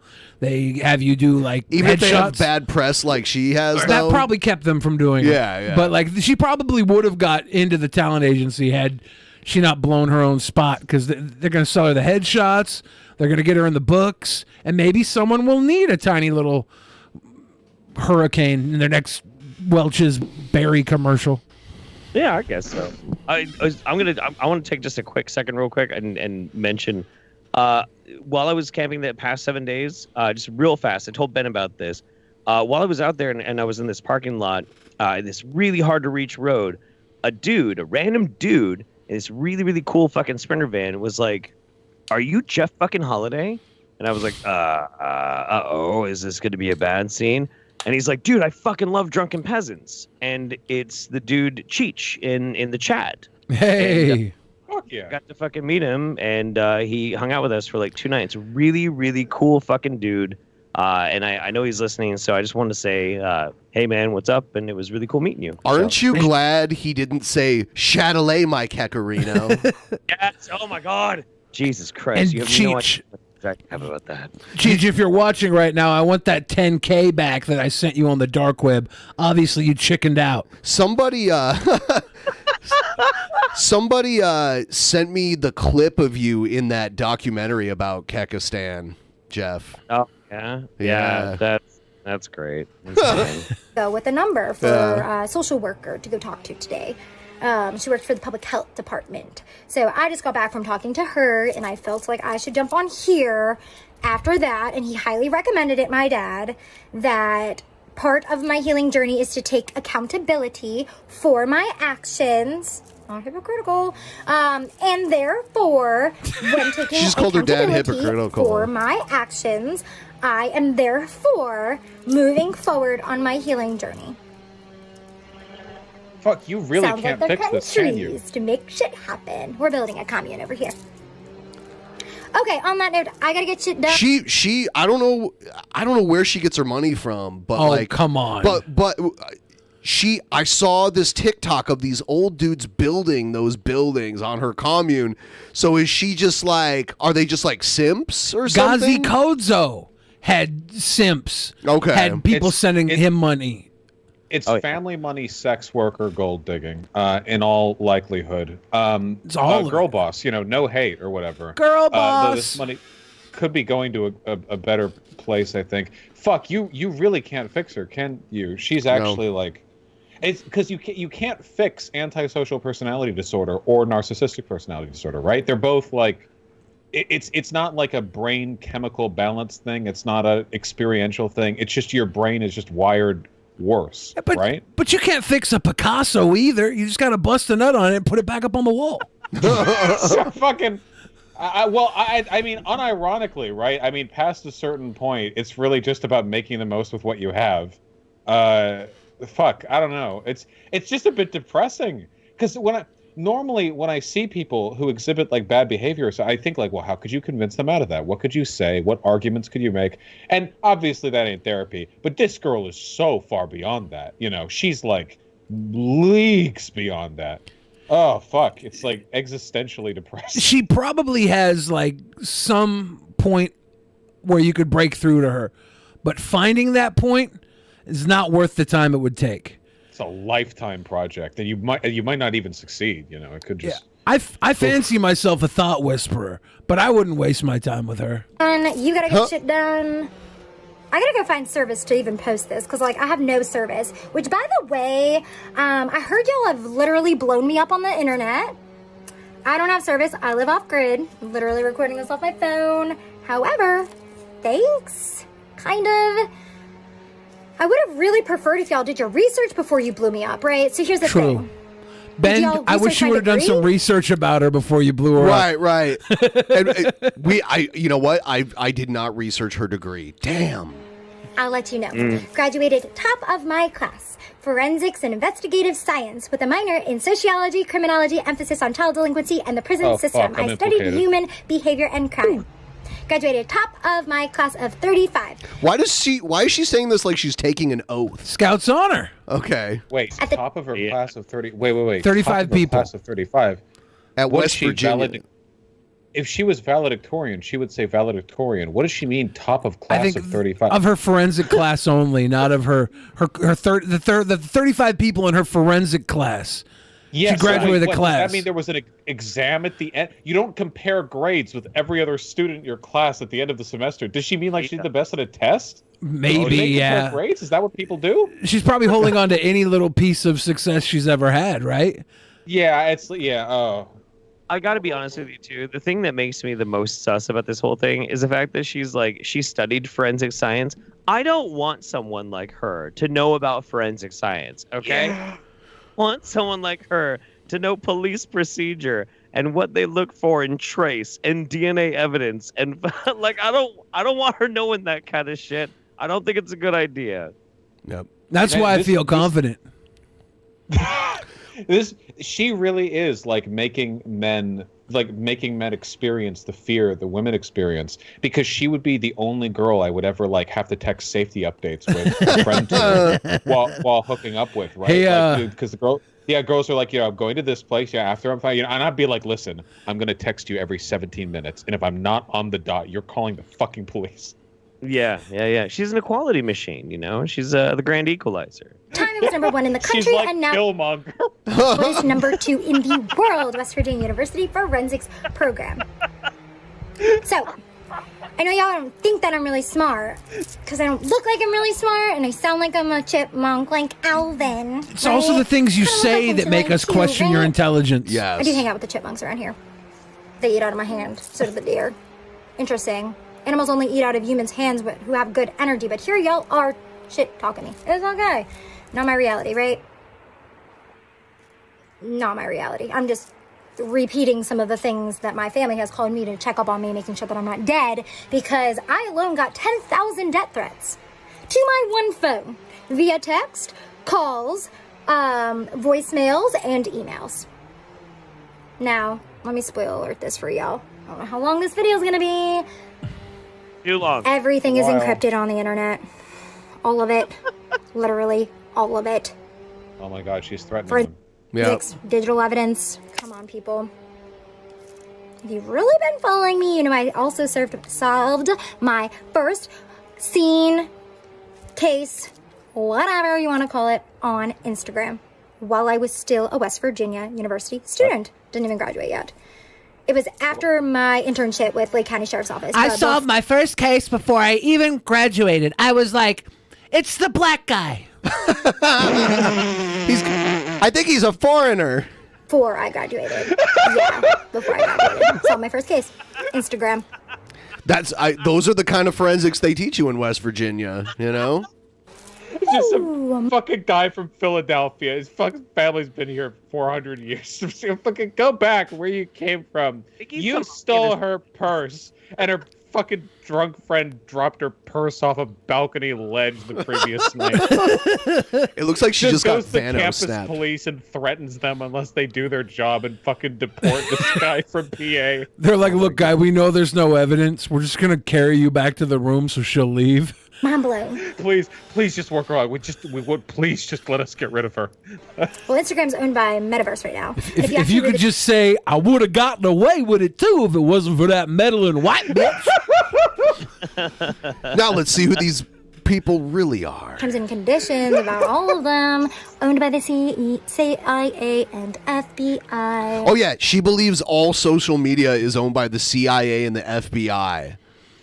Fuck, true. And all of that jazz. They don't have to I'm own really it. scared about anything that's going on right now. Just vibration of fear. I vibrate at the vibration of love. So I'm gonna go keep doing my Do love-based. they have like chill vibe vibrators out?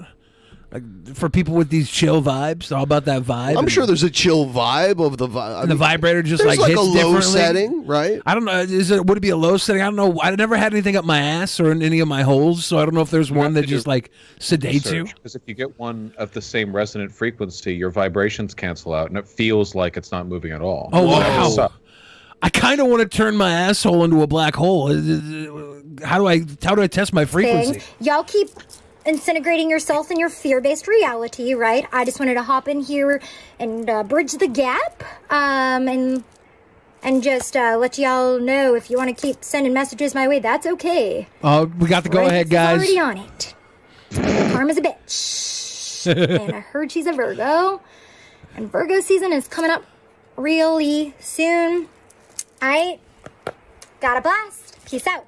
A-Town down. that was like the 17th goodbye. kidding. Is this Stay the sexy, last friends, and keep one? on I don't even know. Should she just peace out A-Town down?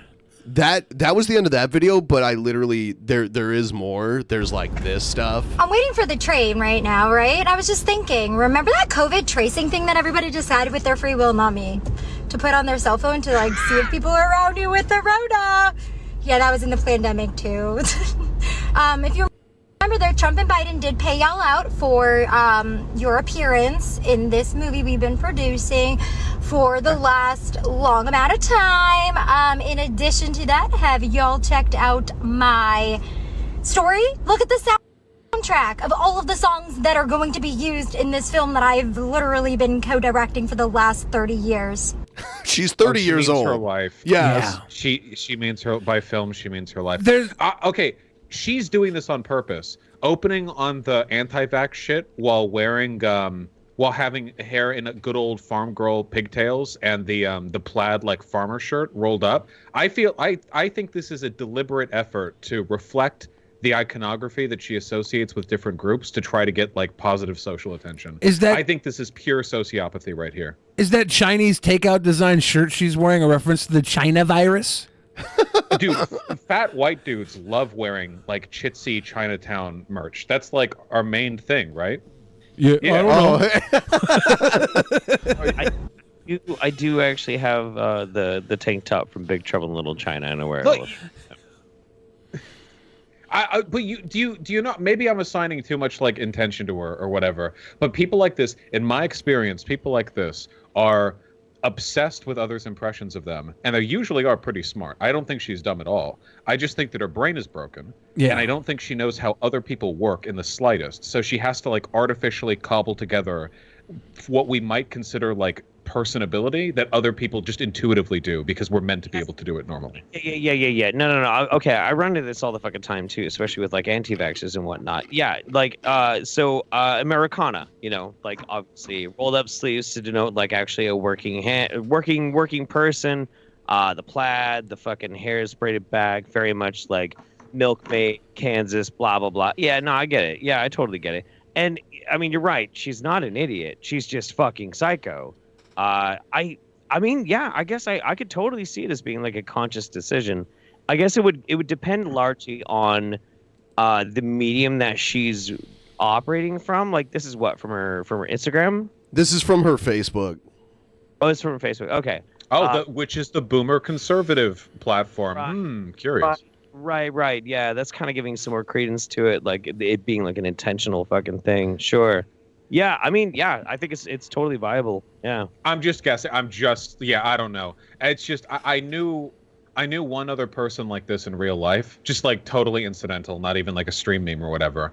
But they were like semi-conscious of their behavior, and they would talk about how like if they liked being around somebody and they wanted that person to like being around them, they would literally sit down and think, what things does this person like in other people? And they would try to adopt that around them. I know that sounds like something that normal people do because we all do imitation to an extent, but I think there's a difference from like having an authentic personality and like kind of trying to match other people's energies and a fully artificial assembly of traits that you're just putting together for the sake of, I mean, it's like American Psycho shit, right? Like you're literally just, what does this situation need? That is who I am. And there isn't a difference between an authentic and inauthentic expression.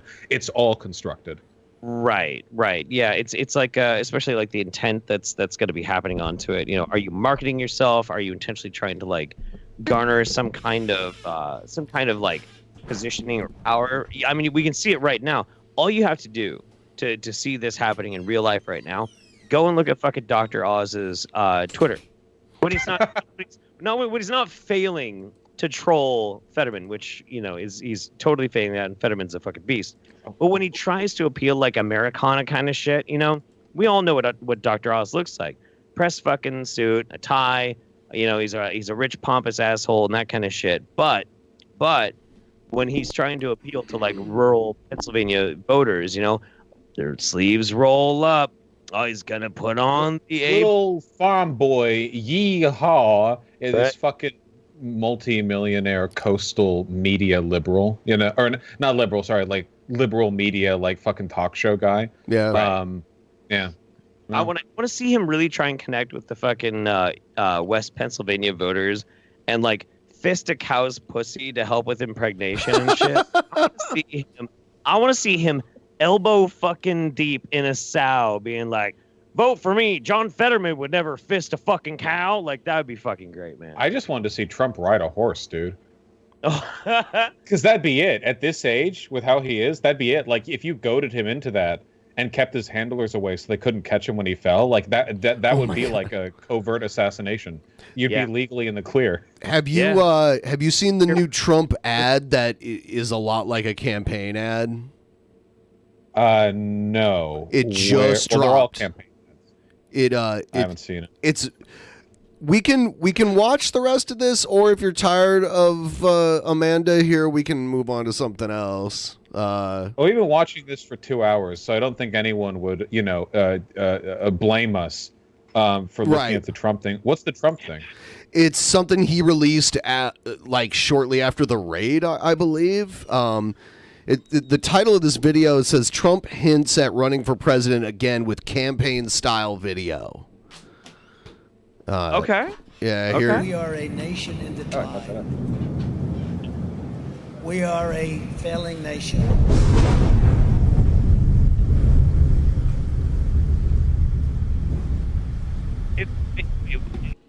If we're a nation in decline, only 2 years after he left, like, bro, like, I'm sorry, then you didn't do a good fucking job, like, putting up some buffers to make sure we could make it through the 4 years of Dark Brandon or whatever. Fucking Jesus. He had no problem taking all the good stuff that happened from stuff Obama put into place the first 2 years into his presidency, right? Yeah. Of course not. We had a glorious nation, but by January 21st, 2021, we'd fallen back into ruin. The rivers ran red with blood. Yeah, no longevity in this MAGA movement. We are a nation that has the highest inflation in over 40 years. Where the stock market just finished the worst first half of a year in more than 5 decades. We are a nation that has the highest energy cost in its history, and we are no longer energy independent or energy dominant, which we were just 2 short years ago. We are a nation that is begging Venezuela and Saudi Arabia for oil. We're begging. Wait, he has a problem with Saudi? Wait, since when has he had a problem with fucking Saudi oil? Fucking golf with them. What the fuck? He wasn't touching their begging them orbs. for anything. Yeah, he was just asking politely. Yeah. Nation that surrendered in Afghanistan. So yeah, we're a nation that surrendered in Afghanistan. Wasn't he trying to pull them out of Afghanistan? It was his timeline. Yeah, Biden literally followed his timeline. Yep. It was literally Trump's fucking program and the whole 9 yards, and like, nah, it doesn't count because I wasn't actually there, and it was done terribly, even though it was done to exactly how I said it needed to be done. All the right people were not the right people. Okay. Okay. It's bull- Leaving behind dead soldiers, American citizens, and $85 billion worth of the finest military equipment in the world. We are a nation that allowed Russia to devastate a country, Ukraine, killing hundreds of thousands of people, and it will only get worse. We're a nation that has weaponized its law enforcement against the opposing political party like never before. We've never seen anything like this. We're a nation that no longer has a free and fair press. The way this is shot, it looks like a scene from a movie. Yeah. Yeah. Yeah, it's pretty well. Yeah, I mean, it's pretty well put together. It's just I like. I mean, I want to be a fucking nerd and be like, everything you did made this worse, or you have no solution, or it's not even a real problem, or like everything's wrong, of course. But like, you know, fucking like we know, like whatever, you know. Yeah, everybody fucking knows. It's so fucking nuts. I don't care about anything Donald Trump did other than the fact that he inspired all that MAGA rap. That shit's unforgivable. Like Tom McDonald. Oh, God.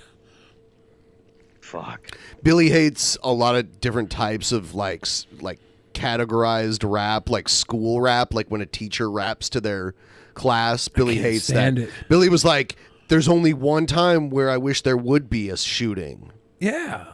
Like, if it's going to happen anyways, why can't it be now? Yeah, I will agree that when it comes to trying to pop one off, you know, I would like, this is also a bad trend, especially if they're white, you know, don't rap, pull out an acoustic guitar, strum 2 chords, and like do melodic singing over it, and you're probably going to be a lot less cringe than trying to, you know, rap it out. Would you agree? Exactly. Yeah, I agree. Fake news is about all you get. We are a nation where free speech is no longer allowed. There's all these horrible scenes, war in Ukraine, people being ran over by an airplane. And this is like the darkest timeline. Account suspended. It genuinely reads like a parody. Like, how would we make fun of Trump? You know, well, the third item he brings up, of course, has to be the Twitter suspension. Just blow this up across the video. Account suspended. Like it's like they're fucking 9/11. Yeah. where crime is rampant like never before, where the economy has been collapsing, where more people died of COVID in 2021 than in 2020. Okay, so he's saying because less people died of COVID when he was president. That is how pandemics work. Right. They do. Yeah. The number do go up. It's been known to happen. When we were stuck inside for 2020, we couldn't leave or go to work, and then they started pushing us into the workforce, and it started spreading more. It's about how it would work. When people started to say, "Fuck this thing, I'm going to go do Christmas," and then Christmas is at the end of the year, and by New Year's everybody's sick and the hospitals are full again. That's exactly how this works. Yes, that's on you, Papa. Delta and Omicron now, which are way more transmittable than the original, than Alpha was. Yeah. It's kind of crazy. If we could go back to like Alpha coronavirus, how like it's so much easier to deal with. Everything got worse with time, and it's still getting worse because we have the new Omicron. What is it? Omicron D? What's the name of the new subvariant of Omicron? That's Omicron Deluxe. Yeah, let's Omicron Deluxe. Yeah, of course. I'm sure that's what they meant when they named it that. Yeah. We are a nation that is allowing Iran to build a massive nuclear weapon and China to use the trillions and trillions of dollars it's taken from the United States to build a military to rival our own. We are a nation that over the past 2 years is no longer respected or listened to all around the world. And we are a nation that is hostile to liberty and freedom and faith. We are a nation whose economy is floundering, whose stores are not stocked, whose deliveries are not coming, and whose educational system is ranked at the... Deliveries are not coming? Like our Amazon... What is he... Is he talking about the ships that are sitting off port and everything's just not able to dock? That's like supply chain stuff. I don't know. Maybe that's what he's talking about, but... I think he's talking about Amazon. I think he's just like, yeah, like... the shit's taking an extra day to get in, he's really hitting on the problem people have. Even when you have Prime, it's taking 2 days. Was he going to deploy a team that just goes out and stops people from taking the packages off my porch? What's Prime about 2 days? Prime was 1 day. 2 days isn't Prime, it's subprime. Oops. Bottom of every list. We are a nation that in many ways has become a joke. But soon we will have... We're in color again. now. The music's positive now. Yeah. We've just entered Oz. It's insane that we're getting this in 2022. 2 years before the election, Right. At what time did this come out today? I'm not sure. Or something like that, because I have a theory. I'll tell my theory after this is over. It was hardworking patriots like you who built this country, and it is hardworking patriots like the you rain who and are going thunder to save... sound is signaling the storm to the Q dorks, right? Probably. There is no mountain we cannot climb. There is no summit we cannot reach. Now, when you There is say no hardworking people like you who built this country, does that not account for slavery since they technically weren't working? They were working. They weren't getting paid. Does that count as work? Yes. Okay. I think the MAGA movement officially denies the existence of slavery historically. If you read that 1776 report where they talked about slavery as a challenge to U.S. values, the way they write about it, to the extent they do, makes it sound like George Washington was building America, and then like foreigners brought 5 million slaves over, and they were like, okay, here, deal with this, and then ran away. And it was like a challenge brought upon us, inflicted upon us, that we heroically overcame with our liberty and freedom afterwards. Trying to, like, what do I do with all of these slaves? Like, what? Okay, we'll try our best, and we heroically white saviored them out of the slave. You know what us white people did with those slaves dumped on our fucking doorstep? We gave them jobs. What you want? Slavery. We Slavery. as a country are now a joke. The man who was literally laughed out of the United Nations Council. Slavery, not real. Adrenochrome, real. No victory we cannot have. We will not bend. We will not break. We will not yield. Ever, ever, ever. We will never Sarah give in, we Palin. will never give up, and we will never, ever back down. We will never let you down as long as we are confident. Never gonna give you up. The tyrant Never gonna make you cry. Never. Stand even a little chance. Because we are Americans, and Americans kneel to God and God alone. And it is time to start talking about greatness for our country again. Americans kneel to God and God alone. Okay. So I have a theory. So I like the whole raid on well, not raid. It wasn't a fucking raid. The search warrant that was conducted on Mar-a-Lago happened yesterday, which is August 8th, okay? Now, back on July 30th, Truth Social Media, which is of course Donald Trump's piece of shit Twitter alternative, posted this image on Instagram of 8/8/2022. Oh, I saw this. Yeah, I saw this. So this is my fucking theory. I don't think it's too far off. I think the theory is that he was planning later on in the day, yesterday, post that fucking video to announce that he was gonna run again. And then the whole arrest warrant thing, or not arrest warrant, the search warrant thing happened, and that curtailed it. But they had this thing like fucking locked and loaded, and so they just had to release it as like an inspirational fucking thing, but they're not officially announcing it yet. That's my theory. I think that the Department of Justice should conduct mass arrests of a ton of people associated with the MAGA movement right now. Sooner the better. Let's go. Sure. That's a good theory. Sorry. No, just, yeah. Oh, man, fuck. I don't know. The shit's been real spicy the past 24 hours with the Mar-a-Lago raid and everything. But I'm really holding out for that. God, Chad, I forget the fucking ruling. The Supreme Court ruling. Oh, wait, fuck. We shouldn't talk about politics too much here. Why? It'll get too nerdy. I'm trying to get away from that. That's all I talk about. You know about the Moore v. Harper shit that the court will be ruling on next session, or the session after that, maybe? No. It sounds, but I don't remember exactly what it is.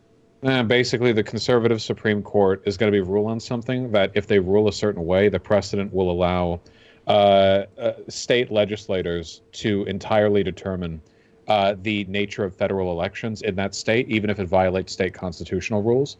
So it's kind of like a nuclear switch that would prevent us from winning the presidency again. So anyway, I'm real worried about that. That's why I want the DOJ, Dark Brandon, to get in on this now, real quick. Got to. Damn. Yeah. How soon do they go back into session, by the way? I think we have, how many more months? I think we have a little while to go, and it's even not up early on the docket. It could be as many as like 10 months before they actually rule in that case. Got a little bit of time. Well, let's enjoy our democracy while it still exists, ladies and germs. So hell yeah. I found a funny Fox News video of them being all mad that Trump's home got searched. Oh yeah. Yeah. Here. And if they can do this to President Trump, what do you think they can do to the rest of us? We'll have full breaking coverage all night long. Here now with they fucking do. They do all the time. What? Okay, listen. They can do that. Wait, if you guys are freaked out by the idea that the cops can come into your home and go through your shit, wait until you find out about the fact that sometimes they'll kill you. It's blowing my mind, dude. And especially if you're black. Whoa. I think it's really indicative of like the elitism on display, because you have a bunch of like Republican senators, like fail sons, white boys born with a silver spoon in their mouth, never faced consequences in their entire life, killed hookers, got their dad to shoo away the police, and then this happens, and they're trying to think like, how do I really rile up the base?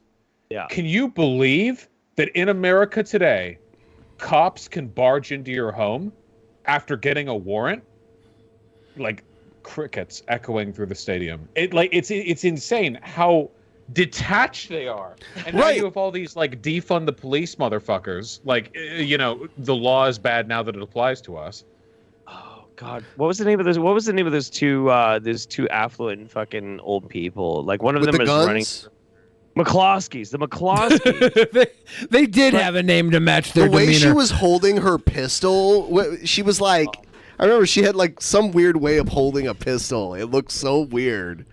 Yeah, I mean the Black Lives Matter, the two who are on the lawn. Yeah, defending their estate. The homesteaders. Yeah. So, like, the McCloskeys are like an example of signaling to affluent boomer fucking shit. Like, you might have angsty Negroes on your fucking lawn sometime. Gotta strap up. Blah blah blah. And this is, better watch out. Just because you're rich and white, you might get like fucking raided by the feds or something. Like, Jesus fucking Christ! It's so crazy. They didn't say anything when my boy Shkreli got raided.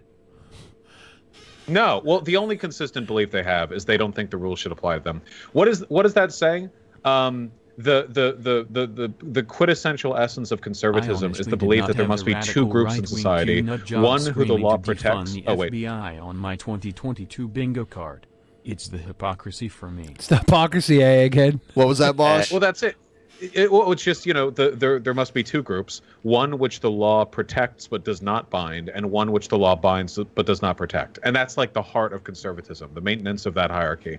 And they're outraged. I mean, we know these fucks up on Capitol Hill are just have their hands dirty with a bunch of shit. These Epstein fiend, kitty fucking adrenochrome huffing.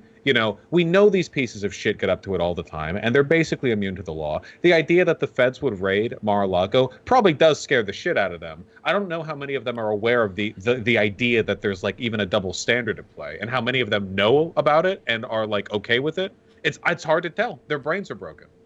More. Fox News legal analyst Greg Jarrett, Harvard Law professor Alan Dershowitz is with us. Greg, we'll start with you.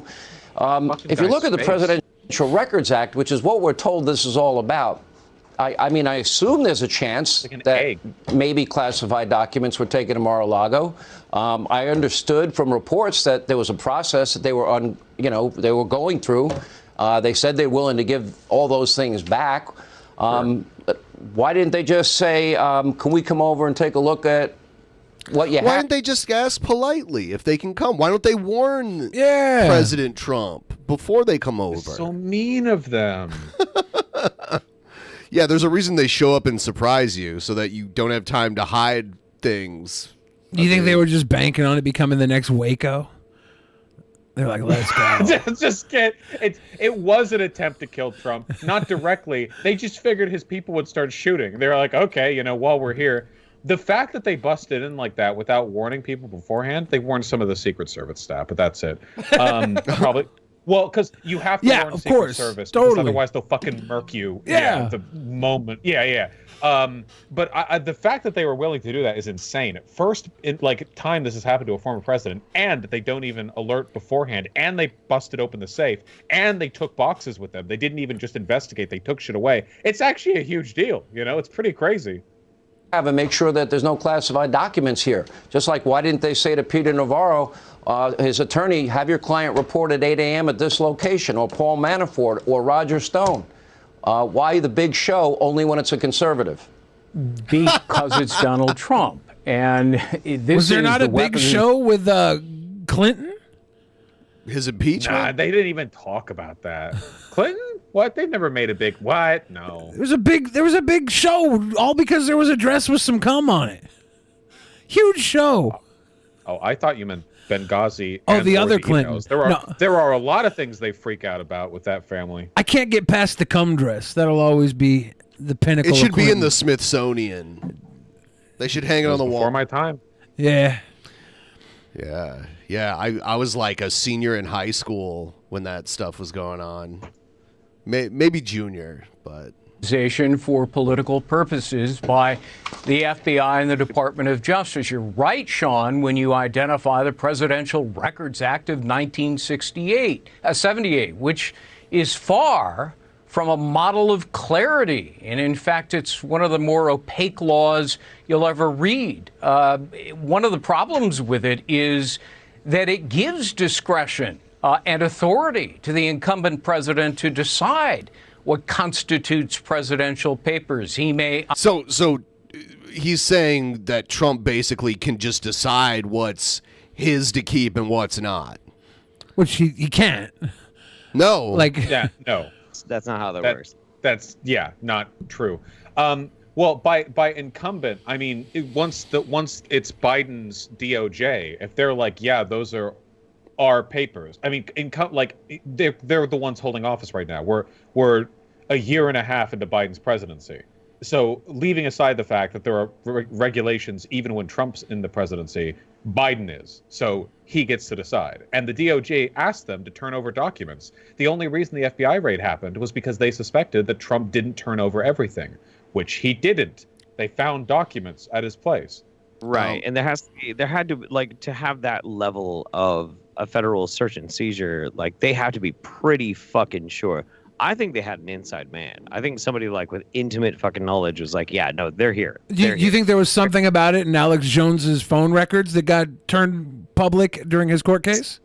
You know, I want to put on a conspiracy hat about that because the timing is really, really weird. You know, I maybe, I don't know. The most insane thing would be if Trump was holding on to classified documents and exposing information in them, either for political gain or for money, and they realized he didn't turn everything over, when information that they found in Alex Jones' phone records recently indicated that Trump possessed access to materials that weren't turned over when the DOJ first came for the documents at Mar-a-Lago. If that turns out to be the case, that fucking Alex Jones' lawyer and his malfeasance ends up uncovering this shit, that would be insane. That's like a movie scandal. That would be special. Do you think Trump gets the nomination if he runs, like, no matter what, or do you think someone will try to primary him and actually put up a fight against him?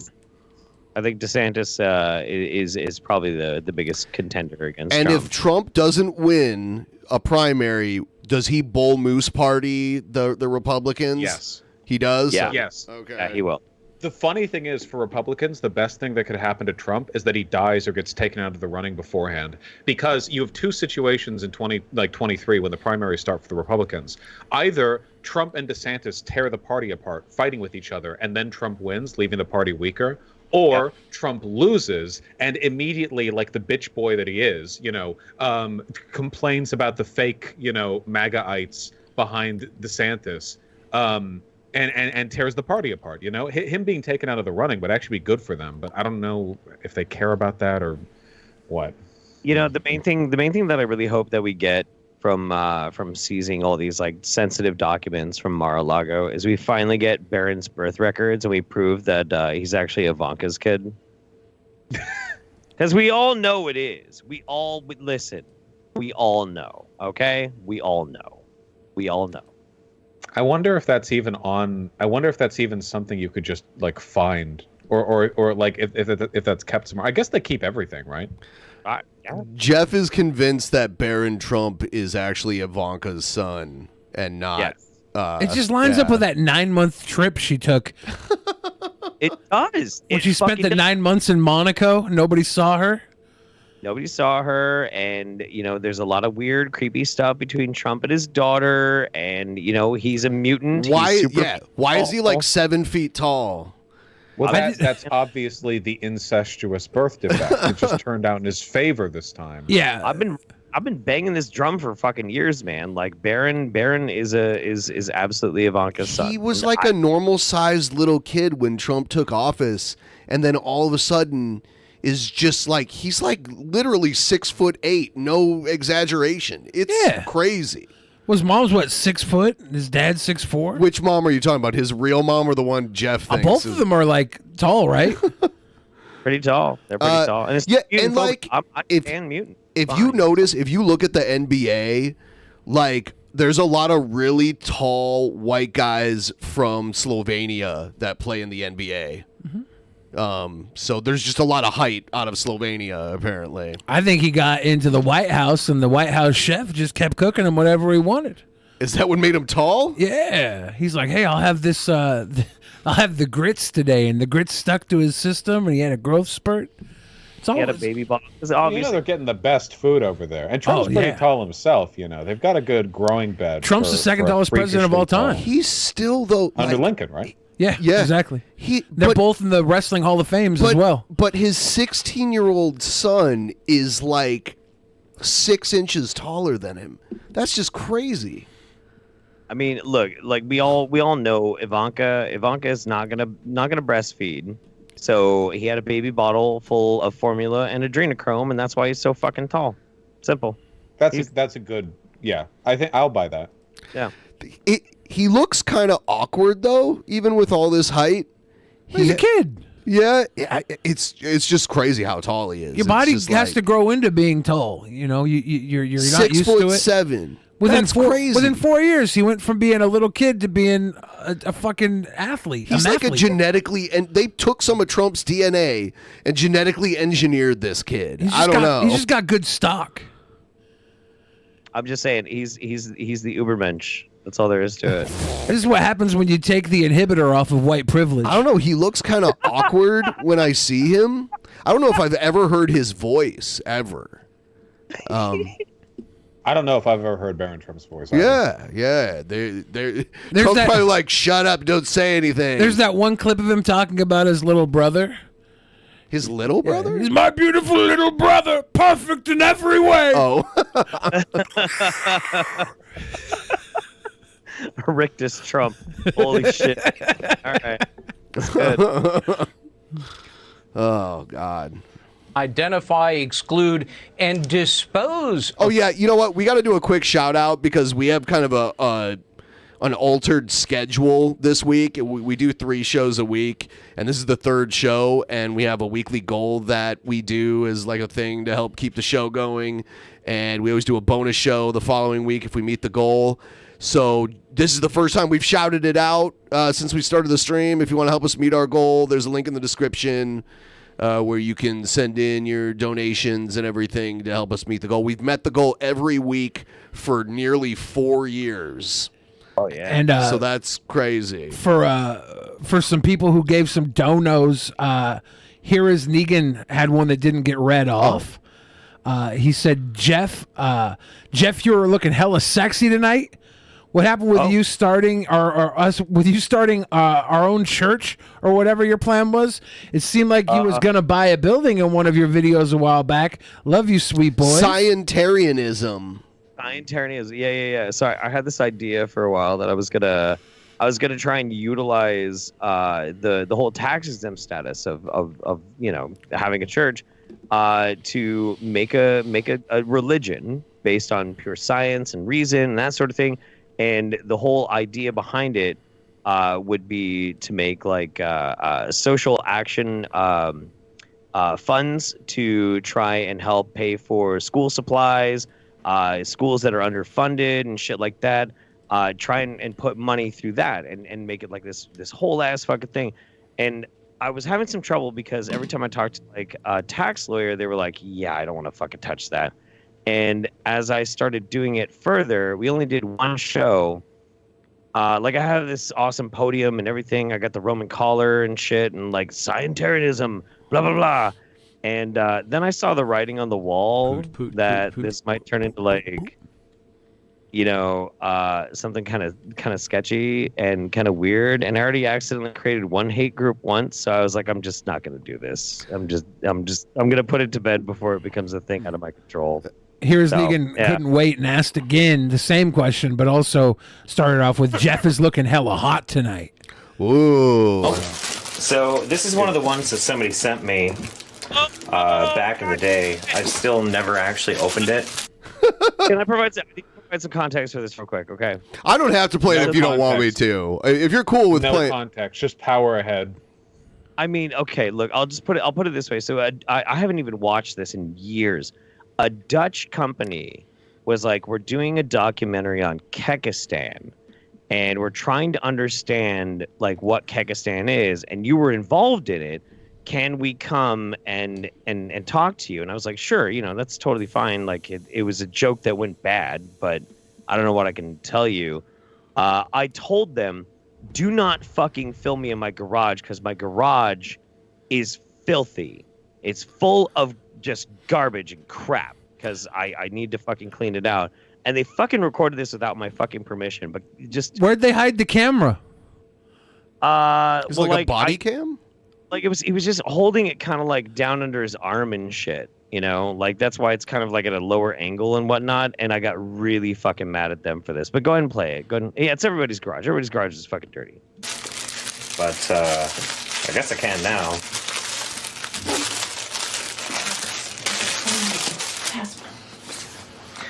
I can kind of see how some people might screenshot Minecraft chat if we didn't donate. Uh-oh. Uh-oh. Yeah. Sorry, chat. I think that's intimidating. I get it. Yeah, I get it. Well, I mean, come on. Iron your flags. Because it looks like Yeah, Jeff, what the hell? You don't iron your flag seconds after pulling it out of a plastic container? What the hell? The whole thing is like, they're like, do you have any Kekistan like merch or anything? And I'm like, no. Oh wait, I think somebody mailed me a flag once. We got a flag back in the day too, a Yeah. Kekistan flag. Hanging out. You ironed your flag. I never ironed mine. But like it was, I left it in the packaging and shit because I was like, I don't fucking want to touch this shit. I did later burn that flag on the beach during one of my camping trips. I remember that. I think you did a video of it. I did. Yeah. Yeah, you know what? I am kind of embarrassed. I do have some flags that I hung up years ago, and they're not ironed, and they still have like multiple little rectangles all over them. Right. I should iron the flag. I have these other flags that I hang in a window, and the wind over time shook all the creases out of it. But okay. Yeah. But the ones on the wall, like away from the windows, not so much. The line I say next is pretty good. All right. actually a hate symbol, but that was kind of part of the idea. What was that? Oh, you didn't. Oh, I didn't even have the whole thing. Like there was a part where you know they were like, "Well, where is that whole thing?" And I'm like, I don't know, honestly. Like, it's got to be somewhere in my garage. That You know, moment when you accidentally make a hate group. Jeff has a habit of playing too close to the fire in many ways. Love you, Daddy Jeff. I know, man. Vaush Look, made me the whole do thing it. was Vaush made me do it. Yeah, Vaush made me start a hate group. You know, the whole thing is that it started out as just a joke, and it went terribly bad. But the part about in that documentary that's so funny is they were asking me, well, where is it? And I'm like, I don't know. I mean, what do you want me to do? Like, honey, where's my hate symbol? Where am I supposed to find it? And it's very frustrating. It's down in the messy garage full of hate symbols. Right, yeah. Exactly. But my favorite part about the fact that it was even in this documentary is that there's somebody else in that documentary too. Who? It's Jordan Peterson. Jordan Peterson was also interviewed for that fucking documentary. He got everything wrong. He had no idea what the fuck they were even talking about. The whole thing was so fucking Billy funny. is looking hella sexy. Because he was like, Billy is looking hella sexy. He was like, yes, you know what? The Keki boys who worship the ancient serpentine god of Kek. Frankly, Miss Piggy, I don't give a hoot. They're good men, and it makes me cry to think that the world turned them down. He had no idea what the fuck he was even talking about and shit. But it's so fun to me because now I fuck with right-wingers so hard. And anytime they might like kind of cast a little bit of doubt on me, I'm like, oh yeah, well, I've been in a fucking documentary with Jordan Peterson. Have you? None of them can say yes. None of them with him on Twitter. Does that count? Yeah, that counts. That's good enough. That's all right. I haven't been in a documentary with Jordan Peterson, but I'm on a court case with Baked Alaska.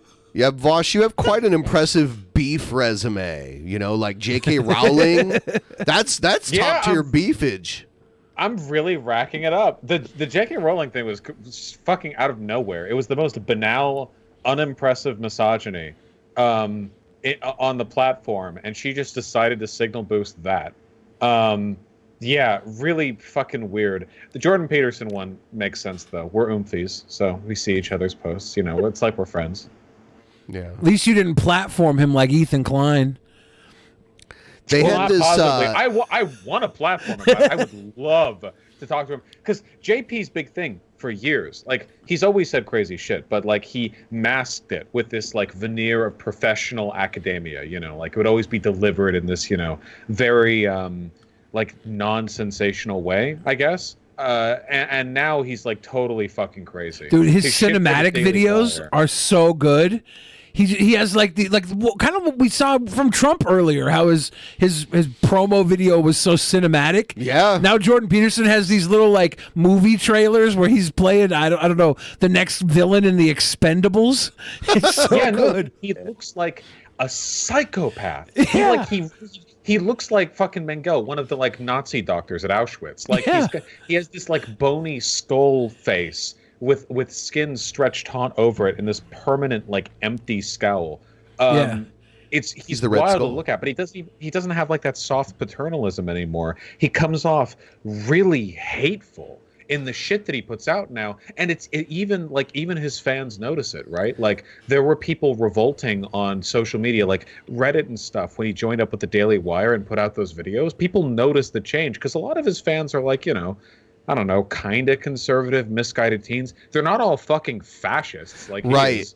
I have a theory on him. Part of it was him getting sober. Like, I think that's part of his demeanor changing a lot. But then also, I'm pretty sure he got fired because of him not using people's pronouns and stuff. So he couldn't work as a psychology professor anymore. And he monetized moving to the right. Like the right embraced him, and as the right goes farther right, he gets his audience, his base goes further right and gets like crazier and wackier and more extreme. He has to follow them. It's kind of so he quit the teaching gig, but he kept his tenure for I think 3 years. Okay. And Dr. Mr. Cody Shoddy, Some More News, just did this fucking massive 3-hour long video on Jordan Peterson. But I'm already pretty well versed. But it's a great starting point for a lot of people like diving into it. Starting point 3 hours to fucking the odyssey of. Dude, I mean that's how it is these days. A lot of figures. If you ever want to criticize Jordan Peterson, you have to watch every single video he's ever released, or you don't know what you're talking about. Ooh, I'm live streaming. Yeah, that's a joke. Like that's why they titled it "A Brief Look at Jordan Peterson." Yeah. And why they keep like, don't look at the time code. So he quit voluntarily. Okay. Then he finally gave up his tenure like 3 years later. Now I think that the reason why he's so fucking unhinged is because of the coma. I think it's because of the coma. He decided. That's a great fucking pause game right there. He decided. He looks like a Nazi doctor. He does. He fucking does. This is when he was streaming and he didn't realize it until the end. He streamed for like 5 minutes talking to his wife. Oh, wait, I missed this. Wait. Oh, you got to watch. Let it play because he doesn't talk that much. Let it play till she walks in. I'll talk about the coma after this. I want to see this shit. Let's go. Well, he doesn't really talk much until his wife walks in. Yeah, because he doesn't realize he's on camera for a long time. He started streaming, I think, to look at himself in the camera, but he didn't realize that he started streaming. And then the look on his face when he realizes it, I wish he would have done something like, it's kind of mundane, most of it. I wish he would have just started like banging his wife, or like if he would have said like something crazy, or like who knows, like some crazy stuff. That would have been awesome. Phil, the thing we're missing is that hearing him say the hard R with his voice would actually be very funny. It would actually be incredibly comedic to hear that. Unfortunately, it just sounds like a conversation between two old people, like an old married couple, which is literally what it is. But I just want to see. This is just so fascinating to me. Right? That the idea that even a figure as powerful as him can look at the start record button and not notice the red light. Whatever software he's using, it's like he's mean mugging himself in the camera flight. When did this happen? Was this recent? This was a couple years ago. Yeah, it was a while ago. Couple years. Okay. But yeah, I didn't hear about this. Damn. I'm happy that he's acting like way more far right, because he's pretty openly fascist now. I mean, the stuff he said about trans people is essentially genocidal.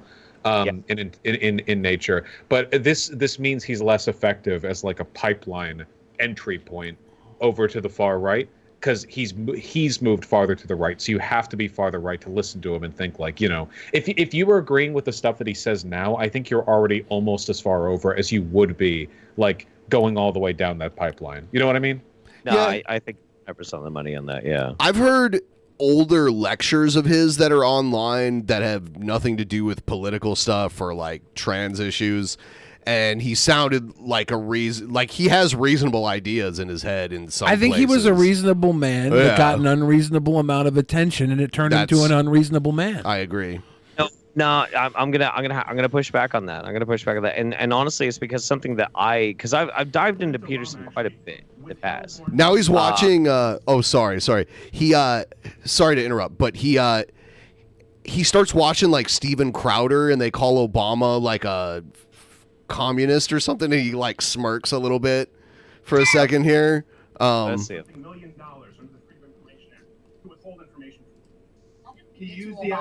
This is why it matters. Because Donald Trump has not matter. Donald Trump has not It done does that. not matter. We are not going to Obama to compare Obama. Is Obama to fascist? Oh, a fascist. Yeah, I see him smirk there. See that smirk was him thinking. He was thinking the hard R, and the smirk came on. He was just thinking it. The team at Some More News, they uncovered something that I didn't even quite realize either. The whole concept that Jordan Peterson has been operating on, and seriously, I cannot shout out that fucking video by Some More News enough. It's their latest one, a brief look at Jordan Peterson. His whole thing is based on hierarchical structure. So it's a fucking triangle. It's a whole lobster fucking debate. And all of this is based on bad science. And this is what he's been talking about for like 10 years, way before he was actually like famous, you know. Everything he's been filling kids' heads with is actually wrong. And like his biggest supporter, there was a great fucking article that was put out by one of his mentors who got him his job at the University of Toronto, and he's like, he is actually a dangerous person. I told him that he is taking wild conclusions and teaching it as true, and he would agree, and then he'd keep fucking doing it. So no, I don't think he's ever been fucking reasonable. I think he's always been a lunatic. What was some of the wild conclusions he was pulling off? Okay, so here's a good one. He says this all the fucking time. Like, hierarchical structures in society and inside all of us, how we operate, how we interact with each other, is older than trees. And it's older than trees because we can see it happen in lobsters. But the problem is, he's basing this on the effects of serotonin on lobsters. The problem is, serotonin affects invertebrates exactly opposite as invertebrates. So his basic premise of a neurochemical affecting lobsters, and so it should affect us as well, which reinforces the social hierarchy, is wrong because it affects us exactly the opposite as it affects lobsters. So the whole thing is based entirely on bullshit. All of it. Total bullshit. Are you saying we shouldn't eat people? I don't think he said that. Okay. I never made that claim. I never made that. There are a lot of early warning signs. I haven't watched what you're referring to. The whole cultural Marxism thing is always a huge red flag because it's just a rehabilitated Nazi theory.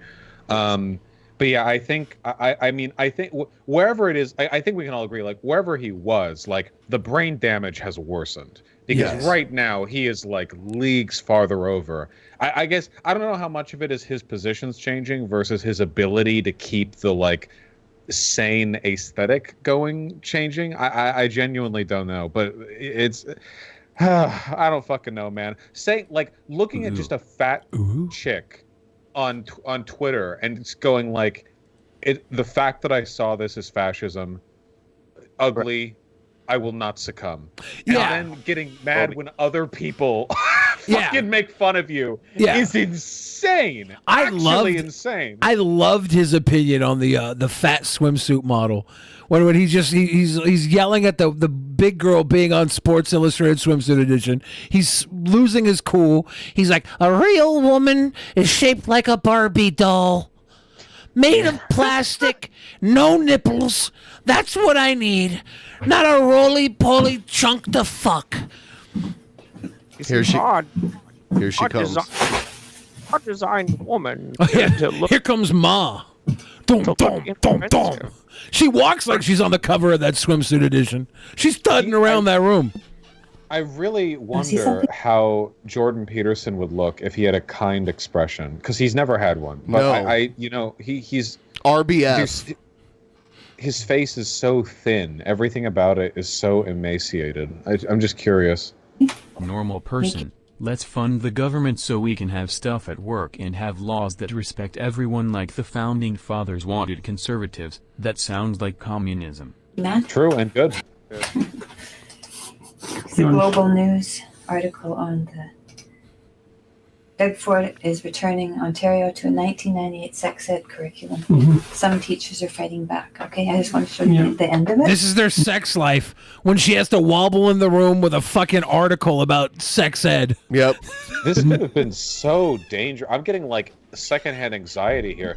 The idea of accidentally being live and having a conversation in front of my camera is like, this is like a potentially devastating, you know, fucking, you're just flipping the coin or tossing the dice on what wacky shit you're going to be talking about. You know who Darkside Phil is?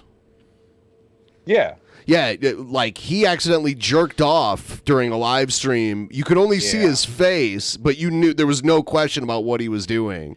Every time a woman's ever walked in my room like this to show me something, I've 100% of the time pulled out one of her titties and started sucking on it while she reads to me. I can't not do that.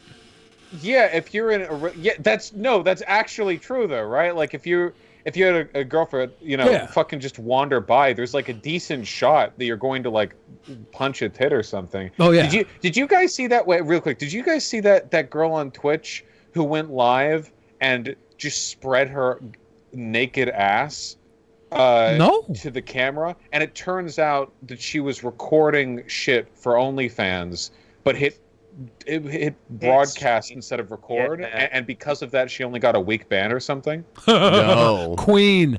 I've accidentally hit broadcast instead of record a couple of times, but I don't make OnlyFans. I just sit there and like take pictures of myself with my shirt off playing Magic cards. Well, I don't. Yeah, I'm not. I don't. The only time I wear pants is if I'm out Kermit of the the house Frog streaming. needs to stop being transphobic. I don't think YouTube won't ban you for walking around in your briefs, but Twitch will. So as long as I'm off Twitch, that shouldn't be an issue.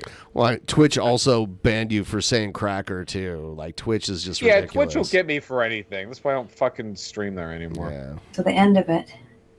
Kermit Peterson. She says, "No, just wait. I'll show you something." Wait, just wait. Don't wait. touch. No. You have to put up with me for a little while longer, please.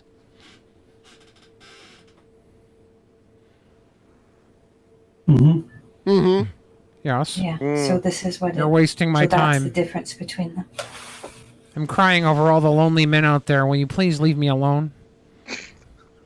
A silent eulogy. So that's 39 gender identity. Yeah. 39. Yeah. Yeah. So he's talking about them teaching 39 gender identities. Is that what he's talking about? I guess, yeah. Okay. That's a lovely little graph. It's a lovely little graph right there, Martha. No, so JP looks like the sort of person that wears a suit and tie just hanging around the house. One must be properly dressed for sports match. I didn't even process that. I hope he was going to record something, right? But the lighting in the room is not like he's going to record something. Maybe he was going to a banquet, a function. Yeah. But if he does just wear a suit and tie around the house, he's Onision. He's actually just about to get in the shower. Yeah. That's his shower jacket. We had Onision over here once, and he came over in a 3-piece suit. But that was at the beginning of New Year's. His New Year's resolution was to Kermit is a bitch. It was his New Year's resolution to wear a suit every other day of the year. Fuck that, dude. How hot Pacific Northwest gets these days. Fucking Jesus. Yeah. You're saying, I think it's more of a human rights issue, right? This is teaching our little kids. Fucking pricks. Fucking pricks. Those fucking pricks. Those fucking pricks with their cute little graph and their 39 genders. Someday we'll ban it. The Rainbow Coalition. We're proud of ourselves to be part of a movement that was run by common parents, which is what is happening now, right? So the faith-based and who got it passed, that's the little bit about them. But the rest of it, all of it, is all about how horrible it is. How horrible. The changes. Yeah, well, that's okay. He did it, so. Yeah, he did it. Yeah. people are really like the teachers. Even Jackie is like, Doug Ford is. The look on his face when he realizes he's streaming is so great. Wrecking this. Oh, and it's we have good. to petition not to follow him. It's like they're so ill-informed. Ben, can you show Vaush Kermit's a bitch? Sure, Father Dr. Holiday. I'll get that in a second. You know, I really Yeah, I like have the to little learn. graph there at the end. That was good, wasn't it? Yep. I tried to save it, but I couldn't save it. God, stupidity. Really forgot He his notices sunglasses. any second He says, now. haha, neither of us are surprised. He always forgets them there. He does. He always forgets his sunglasses. His jaw's starting to look a lot better. I like how she's still trying to keep his attention and he's over it. He really doesn't care for her much. That laser is a miracle. In one ear, not the other. Yeah, you think so, eh? Oh yeah, you think so, eh? Oh yeah. Oh, yeah. Oh yeah. Oh It's yeah. only yeah. been, I think, 5 days and his jaw is down to its proper size. He's I'm so sure over he's her good. and she knows. She's going to go And look I for bet he'll more have holes in trans his bait mouth. she can read to him. You're going to have holes in your mouth, you know. You are. Was that it? Someone messaged him? Yes, dear. I'm live streaming. Oh, yeah. I'm live streaming. He got the message right there. Somebody told him he was live streaming, right? If they hadn't told him, you think it would have been like that for like the whole day? Maybe. So I have a theory, and this is like central to one of the things that like got me to despise Jordan Peterson as much as I do. I have a theory that one of the reasons why he's so bad now is entirely because of the coma, and like I think the coma should be like addressed more often, because it's centralized to one of the main problems with Jordan Peterson. So the story goes as thus. His wife had cancer, which is terrible. It's awful. It's not funny at all. He also had a bout of like really weird health things happen that he claims, like he had apple cider vinegar and it caused him not to sleep for 24 days or whatever. He somehow got hooked on benzodiazepines. Now, a benzodiazepine addiction is very, very serious, and I'm not discounting that at all. What I am discounting is how he decided to address it. His daughter, who's a fucking psychopath and a piece of shit, and I know you talked to her before, but I fucking hate Michaela. I think she's a piece of shit. She took him to Eastern fucking Europe. He got put into a chemically induced coma so that he wouldn't have to feel the withdrawal symptoms of detoxing off of an addiction to benzodiazepines. Now, as somebody who has helped many friends deal with addiction and have to go cold turkey and spend those shitty fucking nights addressing their fucking demons, I find the idea of somebody dealing with their addictions by hiding in a coma to be reprehensible and fucked up. Not only that, but being put into a fucking chemically induced coma can cause brain damage. It can fuck you up mentally in some sketch-ass fucking clinic. Now, while he's in this sketch-ass fucking clinic, Michaela goes and fucking dates Cobra Tate and runs around all these Eastern European fucking clubs getting COVID. Okay, hold on. This is all she true. dated Cobra Tate? She fucking dated Okay, Cobra. This stop. Is This is all we needed to hear. Jordan Peterson is the way he is because he's trying to process the fact that his daughter dated Cobra Tate. He's having his People Hulk in my Hogan chat- moment. People in my chat didn't know this. They're losing their. Yeah, she did it. I know this yeah. shit. Holy well, I talked with Michaela on. I did a thing with her podcast, and I talked with her a bit before and after. Yeah. It's pretty wild shit. Personally, I think the greatest irony is that Jordan Peterson is supposed to be like the clean your room bucko type guy, and all the major pivots in his life seem to be him avoiding like something, the benzodiazepine addiction is a coping mechanism, the being put in a coma because you can't deal with the withdrawal symptoms. It seems like so much of the stuff that happens is a product, like for the guy who is like famed for it, he's never had that like puff your chest out and deal with it experience himself. He's never really had like a character building arc on him. My guy's over here spelling out how to be the alpha male, that his daughter gets Cobra-tated. He's fucking breaking inside. He's pissed. Well, the funny thing is that Jordan Peterson and Tate are like really two sides of the same coin in terms of the like desperate young guy looking to reclaim a masculine identity goes online and finds a surrogate daddy. And you can either have like the world's most obviously insecure, like looks like a gay porn star, but with a less attractive face, Andrew Tate, or you can have, you know, the Auschwitz doctor. It's not really a good picking out there. It's the two dads you get. You get the dad that doesn't really care much for you, but he pays your bills, or you get the cool dad that's there on the weekend, buys you ice cream, then leaves. Like those are the Stick two with dads. your dad at birth. For real, go with your birth bet. dad. Yeah, fuck your real dad. This is what's super fucking central when it comes to people like analyzing Jordan Peterson. Okay, like there's. You can think of him as like a philosopher, but he's bad at it, okay? You can think about him as a psychologist, but he's bad at it, okay? You can think about him as a self-help guru, and he doesn't have bad advice. But the reason why you should never listen to Jordan fucking Peterson about life advice, why the 12 rules for life, while maps of meaning, despite the whole grandma rubbing her pubes on his face stream, despite that, the reason why you should never listen to Jordan Peterson is that he does not practice what he preaches. He runs from the things that are uncomfortable to him. He is weak. He is spineless. He's a fucking coward. He's a fucking coward. I've helped so many people, held their fucking hands while they shook through the fucking night dealing with fucking addiction. So is JP's all-meat diet him reveling against his mother for making him eat his vegetables? Probably. I don't like broccoli.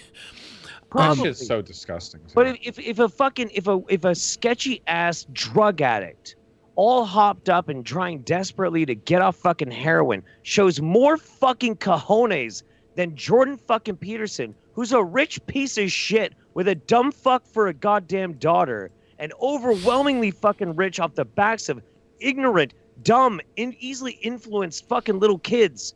That, like, if that person, that scumfuck, can have more courage than Jordan Peterson, nobody should be listening to this fucking guy. Well, nobody should be buying his fucking books. Fuck him. That's easy to say, but look at like Jordan Peterson's not the only one. You got Jack Murphy, you got Fresh and Fit, you have all these betas that realize somebody sold them the 20.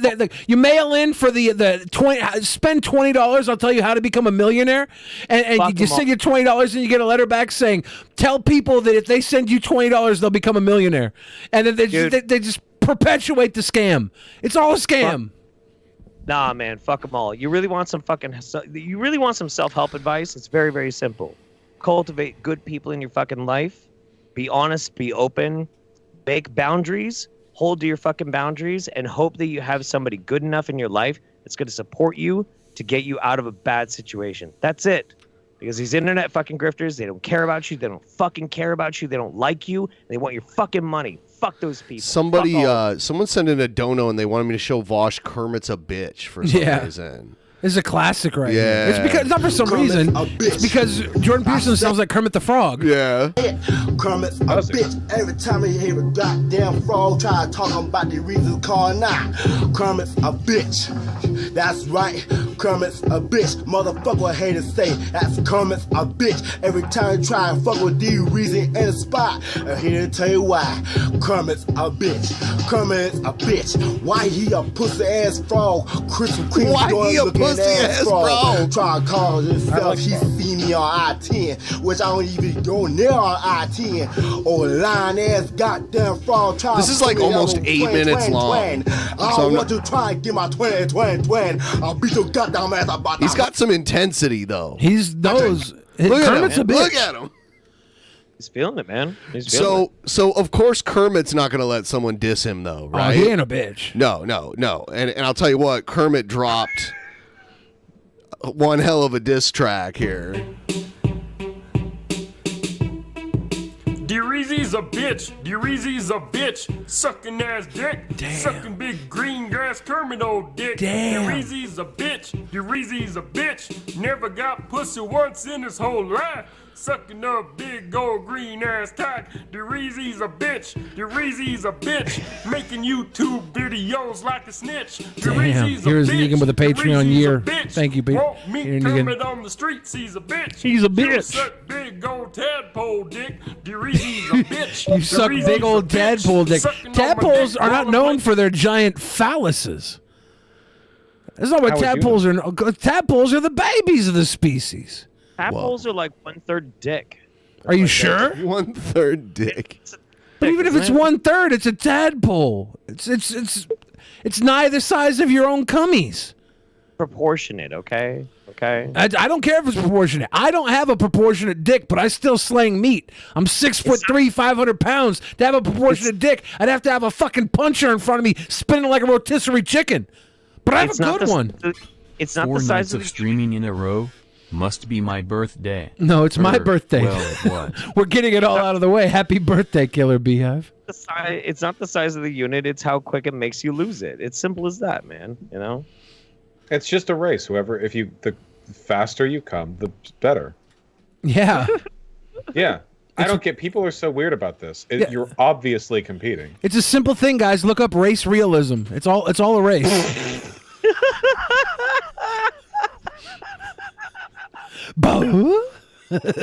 do you guys know? I feel like when it comes to like these surrogate dad online grifter types, I feel like the only ones that are actually good at that are the ones who never actually talk about it. There are a lot of really cool guys online, but all the ones out there who actually have like a positive message to share on masculinity or living a good life don't fucking talk about it. Yeah. Because it gets weird, right?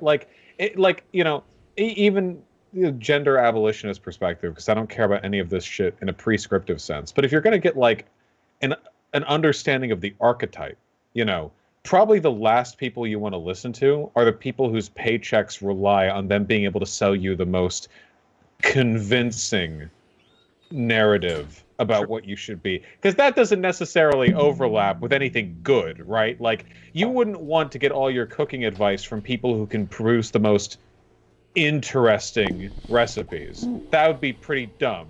You might want to, go with better advice than that. I don't like to use this phrase too often because it kind of is derogatory towards teachers. But they say those who can do, those who can't teach. And I think in this case, when you're starting a hustler university or whatever the hell it is, like they would just be out there doing it. They wouldn't be coming to you for their $50 a month. It's a scam. You're being scammed. You're a lonely fucking man because somewhere in life you didn't learn how to tie your shoe and wipe your ass and you couldn't find anybody to love you, even though you're lovable, okay? That's the big thing. Everybody's lovable. There's someone so pathetic out there that they will even love you, you minuscule twerp. But you're not finding them because you got your eyes fixed way out of your league. You all want to go kiss Amaranth's puckering calamari ring. You can't have it. Detox when I got sober, which is almost identical to benzo detox, and it was the worst experience of my life. Terrifying hallucinations, drenched in sweat plus shaking, can't sleep for days, constantly dry heaving and potential for seizures plus stroke. Y'all see the Orville? More to money for you. Nice follow-up to that intense fucking I've message. heard it fucking sucks. I wouldn't... Oh, sorry? Next week is going to be a very fun week, and to make Billy extremely happy, Goldie and I will be heading on a trip. Where to? Yeah, you'll just have to wait and see. Smile. I have Egghead's promo. That being said, you'll be fine if you're in a facility and you need to go through that so you remember why you need to stay sober. Yeah, anybody trying to get sober by any means necessary. Egghead's promo that he sent me is very cringy. For me, the main thing is just Jordan Peterson has this ideology of like uber self-sufficiency, like the whole don't criticize the world until you've fixed yourself, which invalidates everything he's ever said. And two, he never seems to be that like forthcoming about anything. Every time he like, even with regards to his personal issues, he's not very humanizing. Like even when he talks about his own life and his own experiences, it never feels like he's really drawing a connection between the stuff that he does and the stuff that he says. It's almost like the stuff that he is, his actual personality and experiences, are just kind of an incidental obstacle between him and selling you his ideology. Yeah.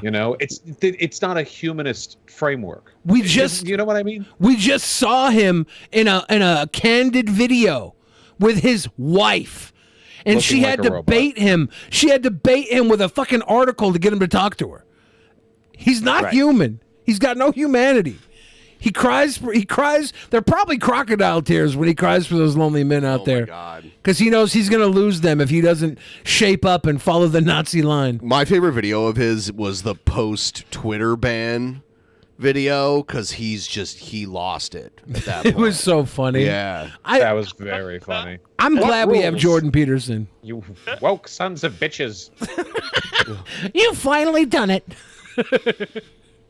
Well, that was the video that really kicked it out, right? I mean, that video, like, any sane person will look at that video and think, wow, what a psychopath. He loses credibility as any kind of, like, genteel, professor who has your best interests at heart. As soon as he, what rules? Did he have a practice at one point? Did he have actual patients? Okay, he says that he has. But I think he overstates the extent to which he actually used that practice, because he talked about continuing to see people up until he left Toronto University, which was only a couple months ago. But I do not think this guy, with his immense e-fame, who's making millions off of his books and like his speaking tours and everything, I don't think this guy's sitting down in a room for an hour to talk with like Becky or whatever. Yeah. So I think he might have at some point, but I think he lied about it for a while afterwards, because I can't imagine. Plus, the idea of him doing any practice in general, I mean, leaving aside the modern brain damage, like, can you imagine talking to Jordan Peterson about your problems for an hour? How the fuck would that go? That sounds insane. Feels okay, buddy. Vaush, man. Never Vaush, man. Don't listen to him. I did do a deep dive researching to try and find whether or not he had a clinical practice. I never found one. Ever? No, never. And I mean, like, I spent maybe only like 4 or 5 hours trying to find it. So, I mean, it's not that it doesn't exist, but if it wasn't substantial enough that I was able to find it in that time. And I'm usually pretty good about finding that kind of stuff. So I'm not saying that it didn't. But a clinical practice would have to be registered with the state, right? Like, that seems like a thing that'd be decently easy to find. Right. He was primarily just an educator. And yeah, what's weird too, it comes back to that Some More News video, is if you want to find any kind of like rating as far as like his performance as a teacher prior to him gaining any prestige online before the C16 stuff, he didn't really have that great of a favorable review. I saw some of the early ratings. Yeah, and like the favorable ones were like, not in third world countries like Canada. Fair. I keep records. So like the positive reviews are all like, he changed my life, and the non-positive reviews were like, it's gibberish, and I fact checked some things and he's wrong, and like, it's been going on for like a while, like a really fucked up to imagine. Like, I'm imagining back when I was in uni, and I'm trying to think like, what if my craziest, least coherent professor suddenly became an international sensation? I would feel really bad about that. That would suck. That would really negatively impact my desire to continue living, I have to say. Jesus Christ. I had a lunch lady that got into porn. That's about as close as I can get to that. That's base, though. I had this incredible professor, and she taught a social deviance course. And my God, the good she could do if she became as famous as Jordan Peterson, man, she was absolutely incredible. Social deviance professors are like top tier. You have to be so fucking on it to be able to teach that. Oh my God. Like, the only thing that was more amazing than how beautiful she was how fucking fierce and logical and on point her topics of prison abolition was. Like, just like top tier fucking human. Good to slip that in. We're talking about like sociology, and you're like, okay, so in addition to her having the ripest I started tits, cleaning just my room and ended up in a fucking Moscow titties. rehab facility with a bitch of a lobster daughter who dated fuckwits and got COVID. No, this is like incredible human being, because not only was she a beautiful person outside, inside, everything that was coming out was so radical and well thought, and like, I had the biggest fucking crush on this teacher. I get it. Radiant. Oh my God. Incredible. Absolutely incredible. Changed my life. By the way, that dono that just came in with the whole Michaela Peterson COVID thing, when I did the interview with her, and I had a cough at the time, so I was like, oh, if I have a cough, like no bacon. She was like, oh, no worries, I just caught COVID for the third time. So the third time, wow. You know, third. Yeah. So, well, you know, she's living it up. Truly invulnerable. It's like the lady from the beginning. White women, if you have no shame, you simply never experience the consequences. That works against COVID, I think. If you're a COVID denier, you actually deny its effect on your body. It's powerful stuff. By the way, I got a DM from her ex-husband like a little while back. I just like checked my DM. Oh yeah? Yeah. Is he mad? Oh no. He was like, hey, there's bits of information I could give you right now, but I'm not sure by the time you see this, it'll be relevant to your stream. Is he still doing influencer stuff? Should we ask him to be a guest he doesn't on the show? No. See, like people gave up that shit. Like him and others like disappeared from their influencer stuff and moved far away from her. It's crazy. Sure. That seems to be a recurring theme of this show. White women getting other people to move far away. Yeah. I like it. Maybe that's the residing lesson. Maybe we should just date restart MGTOW? White men. Yes. And Kermit's a bitch. And Derizi. It's like Jordan Peterson says, the home starts with the white man. Let's start dating white men. Yeah, fucking just homo-fascism. Like 1980s synthwave and VHS track lines across like 1980s pornography. Dude with hairy bushes throat fucking each other. Return to tradition. The white men shall rise. You thought COVID was bad. Try to breathe with a throbber in your throat. Resist the gynocracy. Fuck a man. Yeah, I'm into it. And by the way, we're kind of in overtime for our show right now. We're gonna keep going until we reach the goal. But if any point you guys need to go, it's cool. Just let us know. I'm not gonna leave till the goal gets reached. However, chat. It is very warm in my studio, so the more generous you are, the less of my stream you get to watch. Wait, this is a negative incentive. Yeah, for we them. backed ourselves into this corner. Every Saturday we do 5-hour shows. They dangle us. They get us. Well, that's the problem with like, guys, I'll leave as soon as you donate enough. Like, well, now they're not going to fucking, right? Like, we usually put in a little bit of time after it happens to show appreciation. Sometimes, but I hate my audience. I'll dip the nanosecond. Well, I don't have a daily goal or whatever, but this is my thing. It's right because my studio's on the top floor of my place. Yeah, I've been to your place. You wisely don't have that issue. Yeah. But it gets so fucking warm up here, and my current AC unit is broken. I'm getting a new, very powerful one on Thursday. But until then, like, it's not even the height of the heat wave. The thing that fucks me is like I can deal with extreme heat. If it's 100 or something, I know that I'm going to suffer, and I simply sit here and suffer. If I'm uncomfortable, like, okay, I knew that. But we're at the temperature where if I wasn't in the studio, the rest of my house is comfortable. It's only this room. I can escape this room when I end stream and go in a cool room. But so that's the hard part, It's the knowledge that I'm bridging the good space. So this studio that I'm in right now, because there's no room in my fucking house, this studio is half the garage. Can someone tell you to unblock me on Twitter? She will not. There's no chance of that happening. Wait. Shu unblocked me on Twitter. Oh. Okay. That is not... That's an unlikely thing, though. That's an exception. I know. It is an unlikely thing. Vaush chat needs to step up and stop getting this free ride.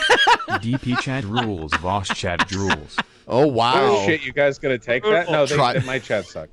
But like actually, as a big shout out to Shu, there was a very, very big misunderstanding, and I overreacted quite a bit, and she was actually very on point. And was this over the drag queen stuff?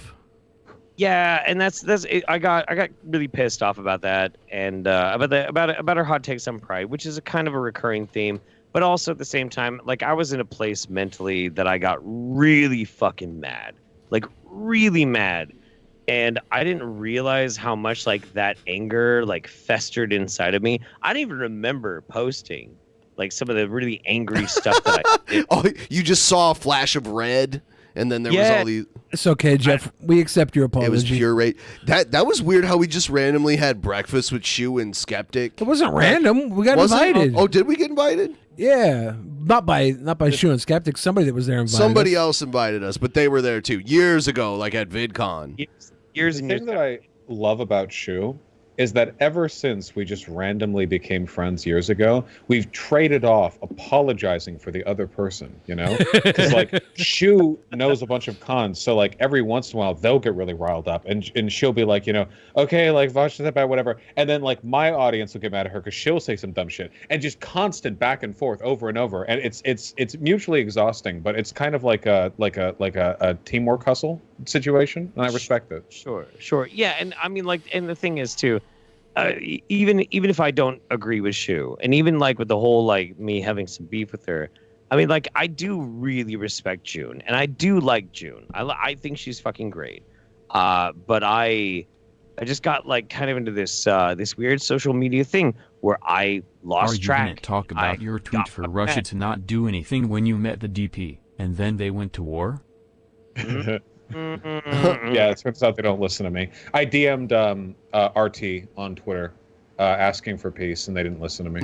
Damn. Because they also follow me for some reason. Jeff, I feel like you used to be buddies with a lot of people though that you did that you're not anymore. Like you used to be cool with Blair, and now you're not cool with Blair anymore. You used to be cool with like who else? There was Blair, Lauren Chen. And you're always I used to always laugh because you'd be like, you don't fucking live here. You'd always say that to Lauren Chen all the time. Yeah, I still do. I think I did that today, actually. She randomly unfollowed me one day. American. Well, long story short is like, long story short for Shu, before we get into that, is she messaged me, we talked about it. I didn't really have to say that I was sorry for the feelings that I had or whatnot, but like we worked it out, and it was cool. It was cool, and I really respected her for it, so that was good. But yes, I have had a problem where I've been friends with people, and Andy I've met Worski. them, and we're not talking ever about Andy Worski on this show. Okay. Okay. But I've been friends so much history here. Yeah, there is. I've been friends with a lot of like really shady, shitty people that ended up being very, very bad, and I've been very disappointed in them. But I also understand what it's like. People don't get that YouTube is not like real life. It's YouTube is like what happens when you take regular ass people and then you take like a couple of them and you fucking pump them up full of like attention and money and see if they're going to actually maintain their morals. And a lot of them, they fucking don't. They go fucking crazy. They go ape shit. And they'll like throw away everything they ever fucking believed in just so that they can get that power, that attention, and that fucking money. Things like that is what happened to Blair. I loved Blair White. I thought Blair White was my buddy. I loved my Blair Bear. But yeah, no, she fucking sucks now. And it's too bad. I think the problem is that, like, in a purely materialist going sense... into the Ben Pie. Vaush, Jeff Beard three-way fund. Thank you. Oh, okay. All right. I disavow. I relinquish my claim on the fund. I think, like, in a purely materialist sense, right, when you focus on like the dialectical contradictions within any political system, the one America is reconciling with right now is fascism. So inevitably, all media and all personalities had to fit in one of two camps, which was fascist or anti-fascist. Being the more aggressive of the two parties, fascists define the rules of engagement, so it gets to be anti-fascists versus fascists, rather than say socialists versus anti-socialists, which is what would have been if we were more powerful. That would have been nice. But I mean, you can see this with a lot of the YouTubers, right? You have the whole Gamergate shit, and a bunch of people, you know, I don't think all the Gamergate types were like fucking like secret Nazis from day one or whatever. People move all over, but there are forces that push people into camps, and eventually there can only be so many camps, and we know where they are now. So now it's like, now that all the lines have been drawn and everyone's been pushed into like the final order, more or less of where they're going to be set up. It seems like in retrospect, a lot of the stuff they did was like dishonest or like weird, you know, or didn't make any sense. But I think at the end of the day, this is how a lot of it goes when the chips finally fall. I don't know. I feel like I'm rambling. I am quite tired. I think you're on. I think you're on point with it because, well, go ahead, Ben. I was just asking, was Mundane Matt the coolest guy to fall out of Gamergate? Actually, kind of. There's like Ethan Ralph, like who else? You know what? I think Medicare is okay. Like, Medicare doesn't give a shit about anybody. Right. He's just funny.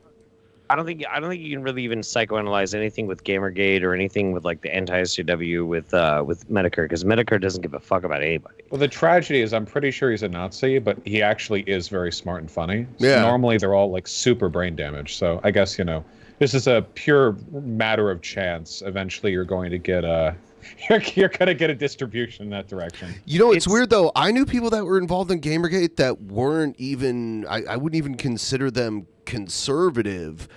But then when Trump came around, there was like a weird schism in the Gamergate thing, where like anyone who wasn't like a Trump fan and a fan of his racism and shit, like it was right after he called Mexicans rapists, basically. Right. Dog Brandon rises. I knew a lot. Yeah. It's just the divide. Like it's the divide between what people want and why people want it. I've always think. Brandon rises. Yeah. I've always thought the why people want it is the more important thing, right? So there are a lot of like anti-elite populist types on YouTube, and I mean everywhere, right? But you know, the anti-elitism stuff, depending on why you're doing it, takes a very different tone. You know, the Nazis were anti-elite by their definition of the Jewish Bolshevik elite. You know, so and a lot of Nazis do that. The anti-elitist, anti-big bank rhetoric. I feel like the line gets drawn when you find out why people were supporting the things they agreed on.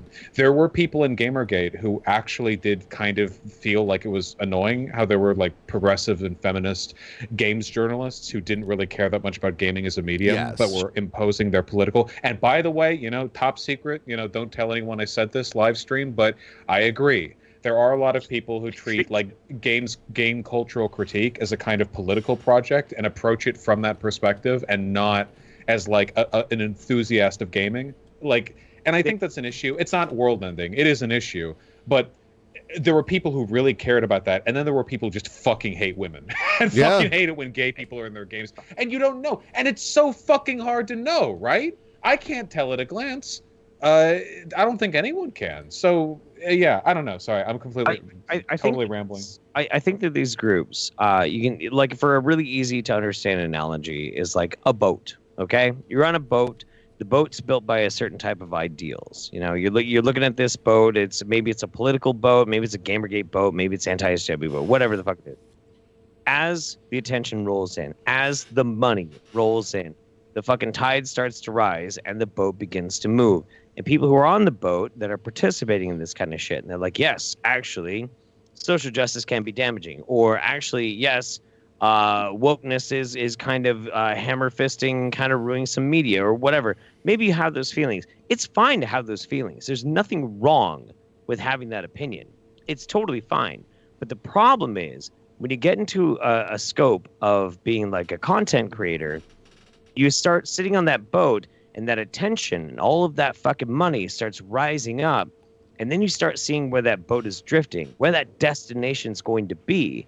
And you see that your port they're heading towards is like fucking straight up Nazism shit. And you got to fucking bail out.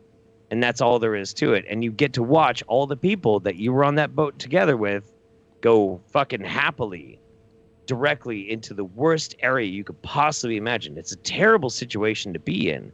And that's what fucking happened to me, man. Like I never in a million years would have thought that some of the things that I was really embracing and thought was a very viable like social critique would lead me to the directions that it did. And it's terrifying to think how easily, because I think I'm a smart person. Most stupid people think that. Well, but at the same time, keep in mind, cults don't target dumb people. Okay, and that's something that a lot of Cults people need don't? to keep in mind. Not normally. No, they don't. No, they don't. Cults do not target dumb people. Cults target smart people, because smart people are actually psychologically, oddly enough, more likely to fall into cults. That's just they're self-assured. They're confident. They think that if they've reasoned out a position, that must be the correct one. Right. They're used to being told what smart little pogchamps they are. Your chat's right.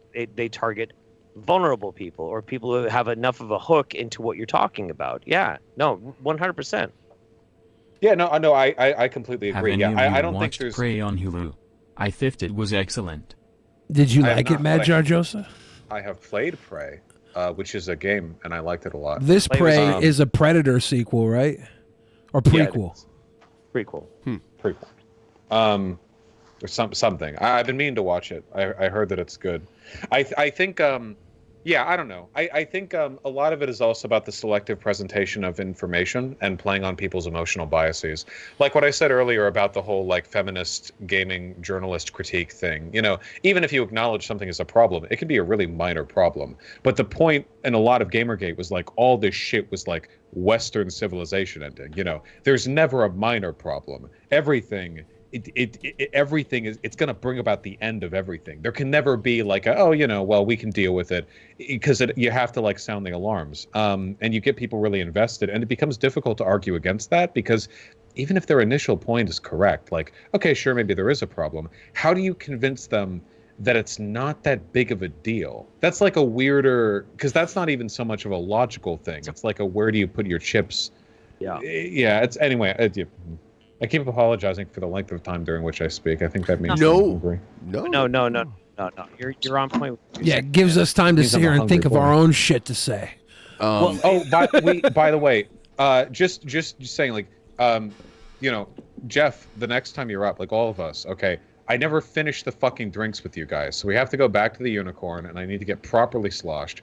The last time I went to the Unicorn, they were doing some gay block party on Capitol Hill. Yeah, I'm pretty fucking sure that they were watering down their drinks, because I got destroyed off of 1.5 when y'all were, you know, when I was seeing you guys. But I had 3 in a row on that day, and I was able to walk in a straight line after, which is a crime. Yeah.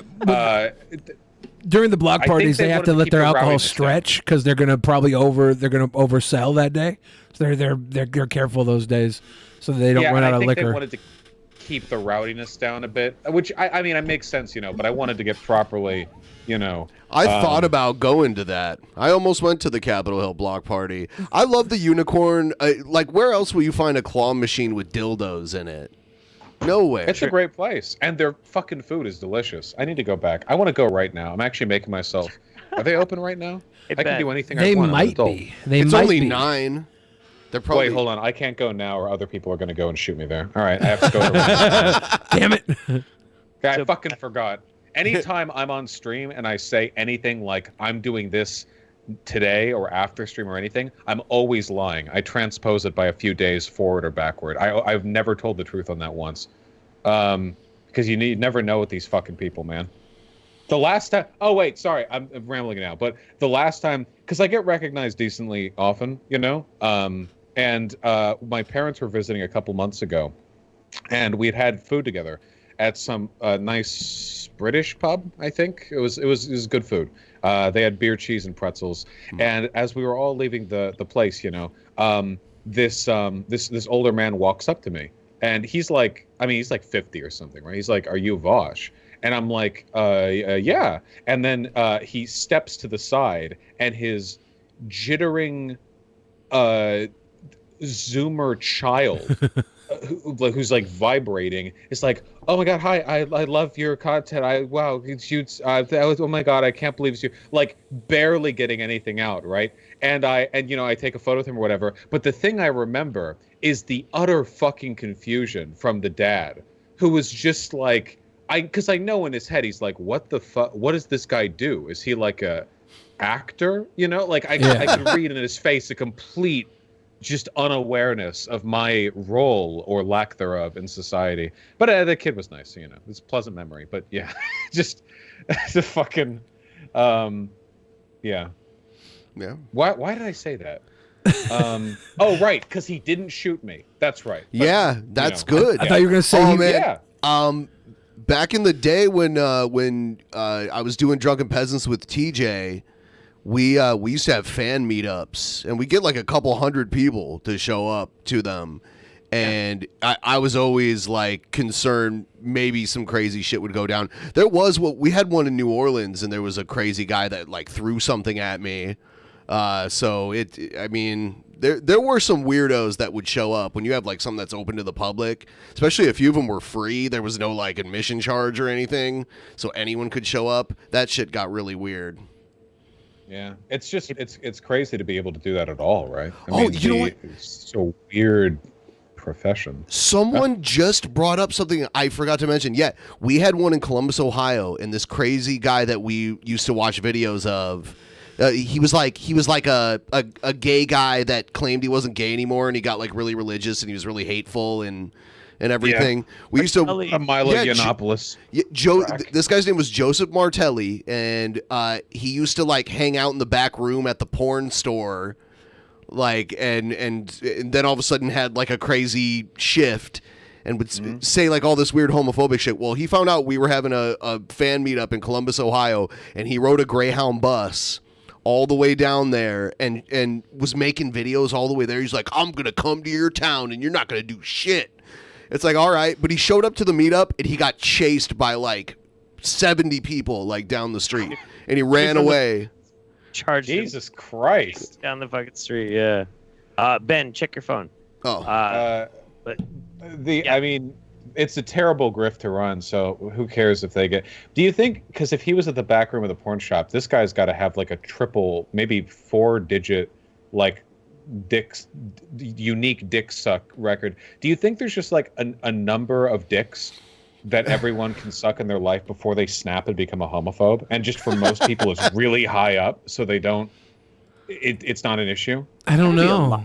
It's got to be a lot of dick, man. A lot of dick. Well, he probably sucked a lot of dick, right? Yeah, it's like a scale, right? It's like autism. There's a scale, like what level you're on as far. By as the how way, many dicks guys, you can take. I'm sorry for interrupting, but if you guys want to help us with the goal, it goes through Streamlabs, and not Super Chat, because Super Chat for some reason doesn't make the goal meter move. So Super Chat is a terrible fucking payout. It's like they take 30%. Yeah. Yeah, it's bullshit. Twitch takes 50. That's insane. Yeah, unless you negotiate, like you have to be a higher. Yeah. That's fucked, man. If we were on Twitch, I'd be saying cracker all the time. Cracker. I have never gotten recognized and had a bad experience. It's never happened. Ooh, I just got some food. I never had a bad experience. I've always it's always been a very positive experience, thankfully. I remember I was with Onision one time, and this guy was like, "Oh my God, you're Onision!" And Onision was like, "Yeah, do you want a picture?" He was like, "Fuck no." So Jeff, you sent me this video. Yeah, Steven Rodriguez. All right, let's check it out. Well, this is outside my window. That's where I live. And I was trying to inform these humans. It says Nazi on... Eskenazi. It says Nazi on the back of this ambulance. And what they're doing... Kill. There's a patient there with 3 helpers. Shave and a haircut. And this is what they say. You are interrupting with my examination of this patient. Is that If you're not gonna Stavros go from again, call the Cumtown? police and having you escort you away from here. We are trying to evaluate a patient. Thank you. Wait, is this the second time he's fucking popped open the ambulance? Seems like it. Yes. So what the fuck is this guy doing? Steven Rodriguez actually had an MD. He had an MD, and then he had a psychotic break, and now he started before he was forced to stop seeing patients. He was taking acupuncture needles and stabbing them into people's spines and stabbing them into his own face and shit. So now he goes around to everywhere in his city, and he harasses people and talks about saving children from getting mercilessly fucked all the time and getting thrown out of Walmarts and shit. It's bizarre. So was that the person with the camera in this video? Yes, That's the yes, it POV. is. That's why. Okay. banging on that fucking that ambulance. We really need like mental health services in this country. Like like maybe like preferably with some kind of animal control vibe where they like fire nets from high-speed cars so they roll by neighborhoods or something. I would love that. I don't care if I get caught in one. Great. Fuck it. Part of the problem. They get us for absolute YouTubers. No fucking way we don't get bagged day one on. I'd be taking a net. I don't care. It's worth it. He really does look like Stavros, though, doesn't he? Yeah. This motherfucker's knocking. He's an ambulance chaser, but instead of a lawyer, he's just a doc that can't work. They don't know what they're doing. This is in America, right? Do you think they have a gun in there? This is in Indiana, according to the license plate on the ambulance. Oh yeah, I didn't even think to look at that. Yeah. Yeah. Do you think they should just because like it's America, right? They just have like a gun like Velcroed to the ceiling in case somebody harasses them. This is a possibility.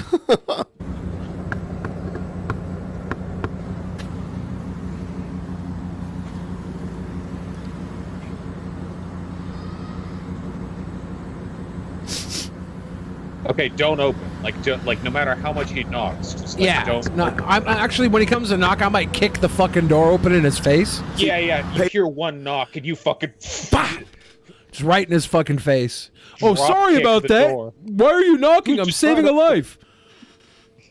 Patients don't exist. We're humans. So patients don't exist. We are humans, males and females. I've been trying to explain to the world that doctors don't exist.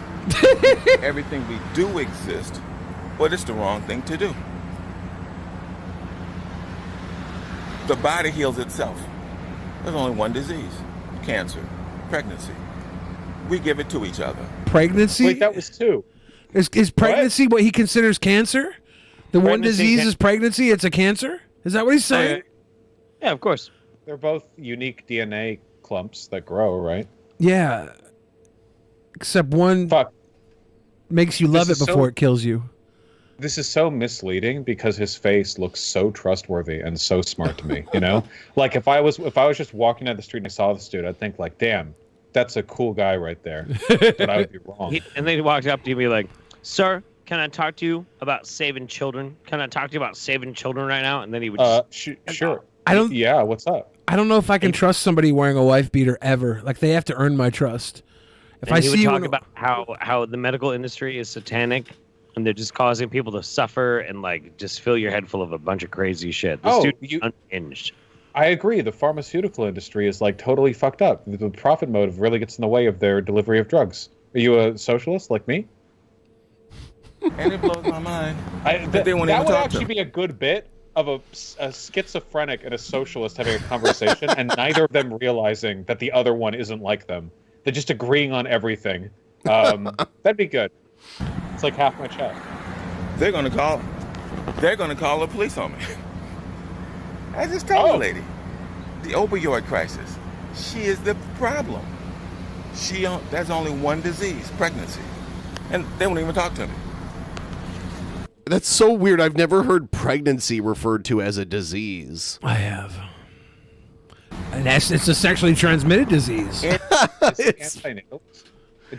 Does he want like death? Does he not want humans to exist? I think it's like, is he antinatalist? Like the disease is pregnancy because we produce more people, you know? No, he believes that like anything that is traditional medicine is actually what's killing people. Like that's 100% like anything, like any kind of medicine, pharmaceutical industry, like anything like that is actually what kills people. And the way to like be healthy is to embrace like the magic power of mothers or some shit like that. It's bizarre. Just watch. Any individual can take care of another individual. It only takes one day to learn. One day. And here he comes. Shit. Shit is right.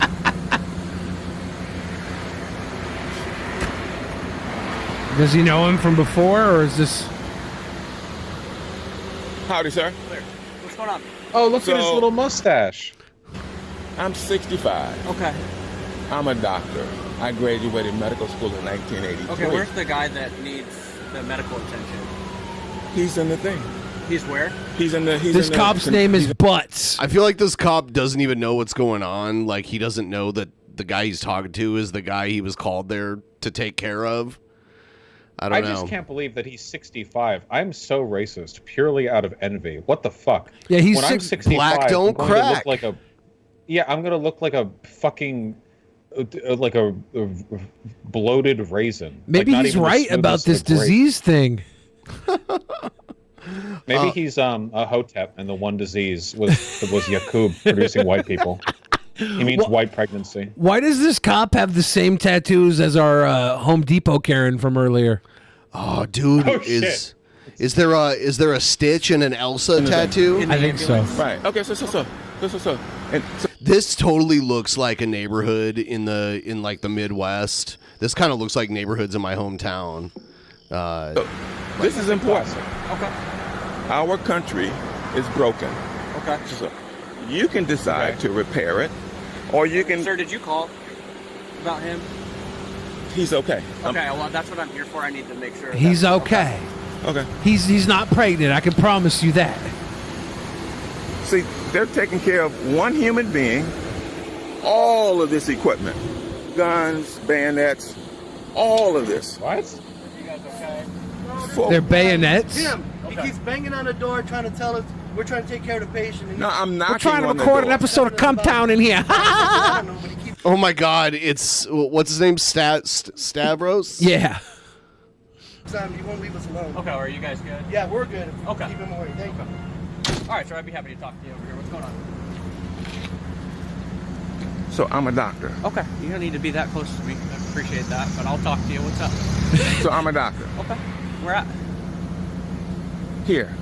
Okay, what hospital? Like right here. Okay. So I'm a doctor. Okay. So how do you know I'm a doctor? I don't. Exactly. I'm a human. Sure. Exactly. Yeah. Oh my So I'm a human being. I went to medical school. Okay. I spent 40 years, I'm 65, 50 years of my life. You started when you were 15? You went to middle school when you were 15? This is a strategic error. You don't want to engage with this. There's no winning. Helping mothers, helping children. And guess what I discovered? What's that? Doctors should not exist. What's that? Because I'm a male. Okay. You're a male. Okay. Our mothers gave us birth. Sure. We owe our lives to our mothers. And if we help our mothers after they're pregnant, then our mothers will repay us. Okay. With food, with nourishment. Okay. Sir, what can I do for you? If his last name's Butts, what's the N stand for? Nathan. It's exactly what you think it is. That's his name, and that's why he's a cop. Because that's the only name he could get. I'm just curious. So send this up to the command. Okay. Okay, so you shouldn't have guns. Okay. Because guns kill children. Okay. Okay, so why would you be killing children? I'm not killing any children. But you So have is there something I can help you I with? try not to kill children. Trying to get you to think. Okay. You understand? Well, I'm just here for the medics, okay? The Maybe medics are somebody had to fine. Go to the hospital, so that's what I'm here for. So hospitals are slaughterhouses. Okay. I know. Have you ever seen an operation? No, you don't want to see one. He's trying to walk away. Have you ever seen a back surgery, a hip surgery, a brain surgery? Nope. No, you haven't. Okay. So do you want to learn from me, or are you just going to say, carry on? Well, what do you want me to learn from you, sir? I'm a little No, confused. another mistake. Maybe he's waiting for probable cause. He's just waiting for any excuse to unload. Want from me? So you're human. Okay. Okay, so Sure. humans are supposed to help each other. Yeah. So What can I help you with? I'm trying to teach you so you can help yourself and help other children and help the world be a better place. Sure. Yeah. Do you want that? Yeah. Good. Absolutely. Okay, so Is this the can you only put me on- cop that would sit and talk to a Jehovah's Witness during his entire shift? Yeah. The fuck is going on here? I mean, fucking whatever. It doesn't produce any new paperwork. You get some stories for the guys. True. You know. True. Whatever. This town probably doesn't have that much going on. Yeah, it except is people dying of Indiana. fentanyl overdose. Looks So too young and so it's just fresh picking faced to have a corpses up from Punisher fentanyl window overdose. sticker on his car, but he will within 3 years. Yeah, his mustache is not Punisher window sticker mustache. No, it's like Highway Patrol style stash. He was just allowed to grow one. Law enforcement stash is basically what it is. I'm recording. Okay, good. So I need a file so I can go down to and get a recording. Do you mind? I can get you a number that you can go down and you can get it. You can file for it. It's I believe it's a 50 North Alabama. That's where you can get. You can request This body junior cam, but- cop with 2 watches thinks talking would solve anything. 2 with watches, this he man. does. He does have 2 watches. What the fuck? To be fair, like, this dude is not talking to Steven Rodriguez right now to like solve anything. He's just distracting him, like, so that the people in the ambulance can like take care of their fucking patient. Well, That's all he's doing. Yeah. He's just wasting time. But also, he has 2 watches. So Yeah, why does he have 2 watches? Yeah. What a Well, sicko.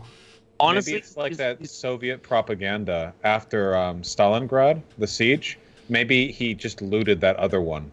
You know? Okay. It's just a war trophy. Okay. He's not shooting the blacks, so we can at least put a little bit of like you did the bare minimum Yet. on office. Yet you the know? video's not over. Yet. Yeah. Come on, don't fucking count your eggs before they hatch. Spoiler alert. So I need a code number or something. Sure, I'll go get you a card. Okay. Okay. I mean, he has a taser too. Oh, that was the end of it. So Damn. I would never turn my back to this guy. I feel like he's like Dexter or something. He's gonna cut you with a scalpel. Who's That dude who's is scarier, legit- him or the Karen from earlier? The Karen. The Karen's scarier, but the thing is, there not only is the Karen scarier, but in the Pokemon elemental weakness hierarchy, this guy would be weak to that Karen because she's very racist and would call the police on his skin color. So it's like a natural counter too, you know, like there's no stopping her. Yeah. Yeah, that's true. That's true. I have so many of his crazy ass fucking videos, man. Like some of these are absolutely out of fucking control. Thank you, Agent 06. I was waiting for somebody to say his name was Nasty Butts. That's what I thought at first. Oh. Nasty Butts. Why is his name Butts? That's not what I thought of. I've seen that last name before, but with a Z at the end. Yeah, no, with an S is a rare It's occurrence. insane. Yeah, like you could change your name. Butts. He comes from a long line of proud butts. Oh shit. Well, wait. Put up another one of those videos. Oh yeah. I'm gonna play another one. I sent Ben another one. Yeah. Bart Simpson prank call. So are you gonna put up the one that I sent you? Yes. Okay, so this is actually part 3 of 3, because he walked into this affluent neighborhood, and there were children there, and he started talking to the children about how the children were going. He didn't record that part, but how the children were being like victimized and shit, and trying to like red pill the fucking children about the medical industry. He got confronted by the parents. And then this video that I sent Ben, is when this very nice officer shows up and tries to like talk to him, and it's absolutely gold. You can't talk about it right now. So- Not with people. You can't force people to have a conversation. I know. I wasn't trying to force them, Okay. but I'm required. You are required to save children's lives. You are required to try to prevent crime. Okay. Well, right now there's No. There's no. kids are in the house. So Are they required to prevent crime, or are they there to enforce the laws? They're just there. They are not there to prevent crime. They're just there to take people in if they break the law. That's it. That's their only job. So This they guy's called. crazy and wrong. I asked Fuck them not to him. call. I told them I would leave if they would not call. Okay. So will you leave now? Right now they So are you commanding me to leave? I'm asking you to leave. So I'm telling you. So what if I say no? I want to just stand here. As long as you're not bothering them, I don't mind. I was not bothering them. Let these people. So they're racist. They're racist. Sir. Hey, sir. You weren't bothering us? I understand it is a very passionate topic. You want to talk about it. But if they are in the comfort of their own home and they do not want to talk about it, they are not required to talk about it. You cannot force someone to I know. Okay, so now that you're here, I have to inform you. Oh my God. Okay. Okay. So Right now I am at work and I am no. You are a police officer, correct? Yes. You are supposed to protect and serve, correct? Okay. So you're supposed to protect children. No? Yes, but No, I'm sorry. No. That's a yes. Continue Yes. your question. Oh, I don't man. understand what point you're trying to make. I'm trying to make. If I had a gun on me and I was going through this shit, I don't know how I keep it in my holster. Yeah, this guy's dangerous because if videos like this, if this guy ever gets shot by the police and videos like these leak, people are going to be like, oh, that's why so many black men get shot by cops. They're insufferable. Oh, now it all makes sense. It's going to like the fucking undermine the entire thing, you know? Black activist groups are going to be like, no, fuck, we're not like that, you know? It's going to be a whole goddamn thing. He is bad. Make a point that I'm a family doctor. 40 years. Okay. I've been trying to. It was 50 years last time. No, I know. Yeah, this is obviously earlier. Is he actually 65? Is he lying about that too? It was like a week earlier. I feel bad for this cop. She seems nice. Maybe she just has a nice voice. Yeah. I like that she's not entertaining him. She's just like, oh my God. Stop. You're cringe. The healthcare system for 40 years. Okay. So the healthcare system began in the 1800s. Okay. Well, you should know that. You should know that. I'm sorry. Are you done with them? No, I'm talking to you now. I'm trying to educate you. Are you guys good? All right, you're good. They're free. I am good. Thank you. So they are free to call the police on me, and then you're going to accuse me of trying to teach them. So did she accuse him of trying to teach them? Was that her accusation? Did she pull up guns a-blazing? You missed it. You're biased. No problem. You have a good day. I am just telling you, if they don't want to have that conversation, they can go away. Okay, so they're gonna go away. I hope you have a good day, sir. Got him. And guess what? Oh, she got the taser stab too. you. She's got the fucking scalpel out. You should have you should have your hand on the taser at least. Fucking zap this guy. The end of this is so good. You're a baby killer. You know that? It's sad. How Hitler, ma'am?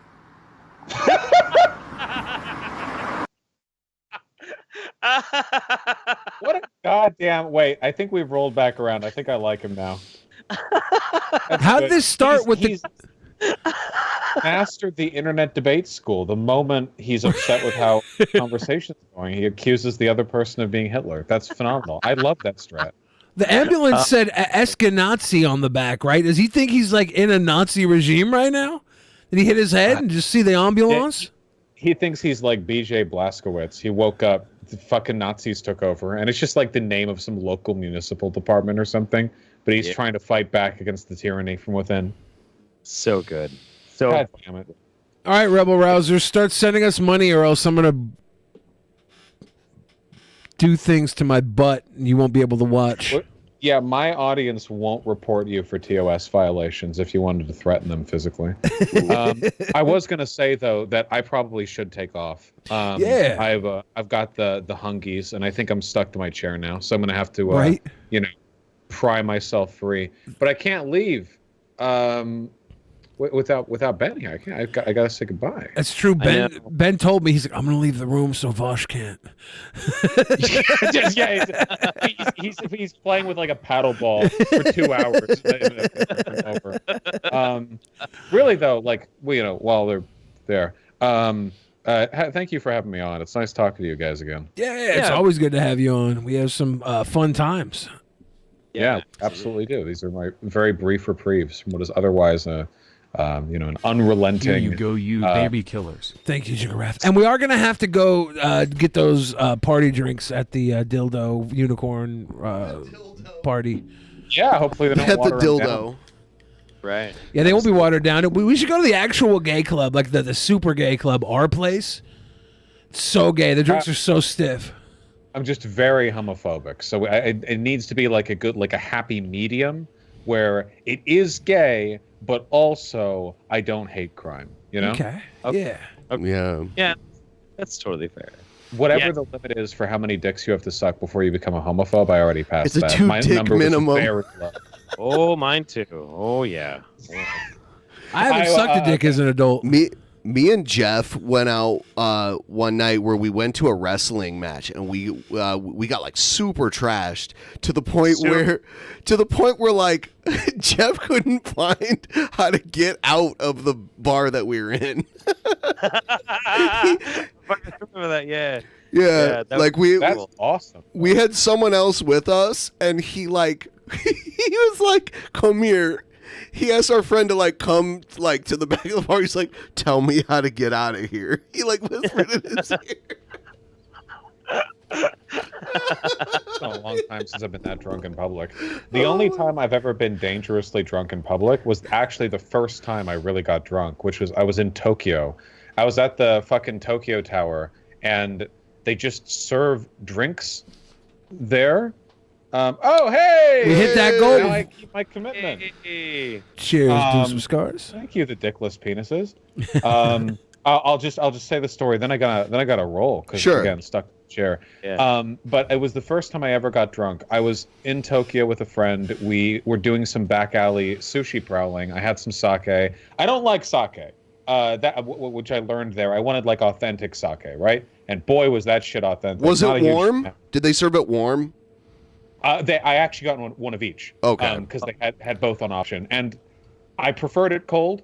I know like traditionally or whatever, but it was interesting, and then we went back, and I was like buzzed. We went back to the hotel, and we wanted to be drunk for the day. Public intoxication is actually kind of more of a deal over there than it is here. Like it's illegal here too, but over there they take it more seriously. They keep their streets clean.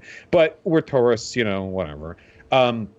So we had Jack Daniels at the hotel, and we went to the Tokyo Tower, and I got a gigantic, my chat would be proud, bowl of chicken nuggies. They have a bunch of restaurants in there, and it was actually like a proper bowl just full of them. And they had drinks there, and I got absolutely sloshed. And I was stumbling around, and my sober friend had to guide me down the steps. And this place is like a labyrinthine. I mean, we're high up too, right? Because it's the fucking tower, And I get vertigo when I'm sober. So they're like guiding me away from railings. Not that I could fall over them because they're very, very tall, but also because it would make me nauseous to look down them. And I was a huge hassle. That's the main. I was just a massive piece of shit. My friend. So does this mean we need to do a Vaush Space Needle stream where we take Vaush to the top? I've never been to the Space Needle, actually. No, I haven't. How expensive is the restaurant up there? Is it too much? They don't have the rest. Like they cleared out most of the restaurant when they remodeled it. Now there's just like snack stands up there. There used to be kind of like a kind of swanky restaurant up there. Yeah, they cleared it out when they remodeled it. It's like there's an observation deck, there's a glass floor on the lower deck, and then there's like you can get like little snacks here and there and drinks, but they don't actually have a full-on restaurant like they used to. I've got an idea. This is what we should do, fellas. Sometime in October, gives us plenty of time. We're all gonna go to Portland. We're all going to go to Portland, and we're going to cause some fucking havoc. And I think that's a damn good idea. We should do a meetup, or we should just do it privately and fuck some shit up. In Portland? In Portland. Well, since Vaush doesn't want to get shot, we'll have to do it in November because you've already said October. The whole month is burnt.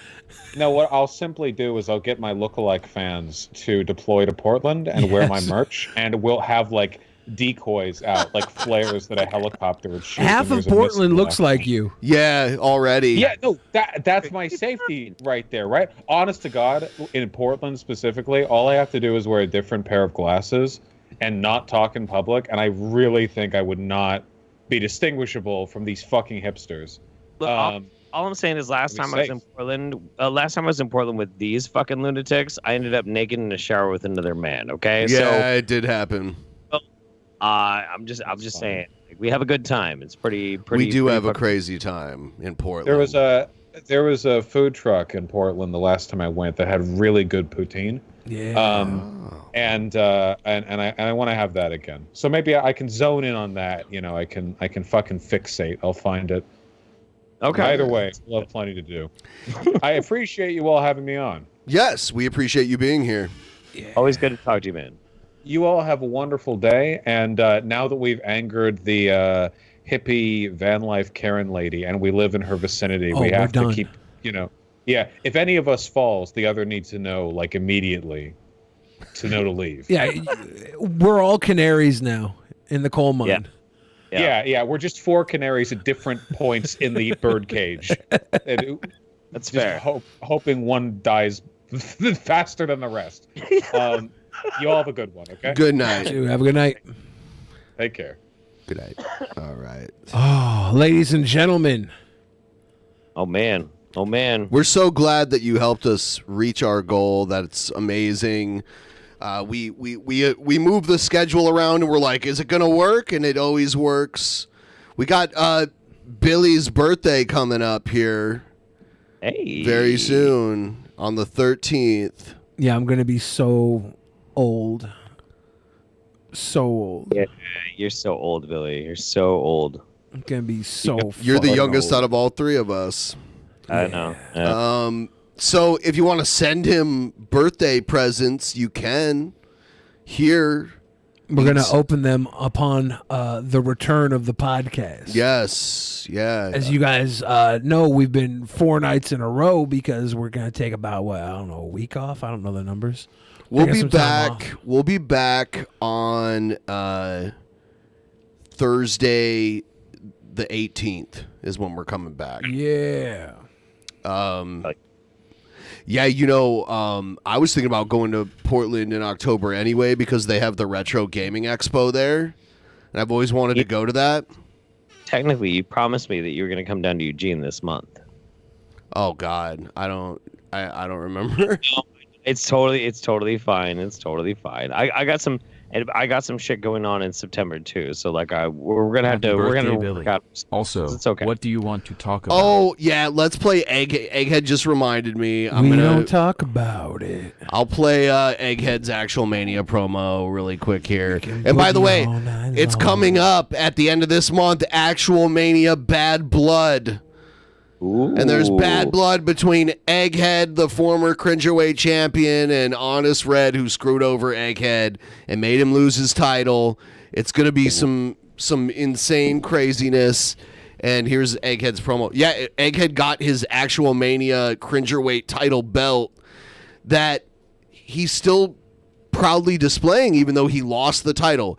We had a stipulation in the last month's Actual Mania where Egghead Honest Red got to give someone an advantage if he wanted to, and he basically Egghead won the votes, and Honest Red made Egghead lose.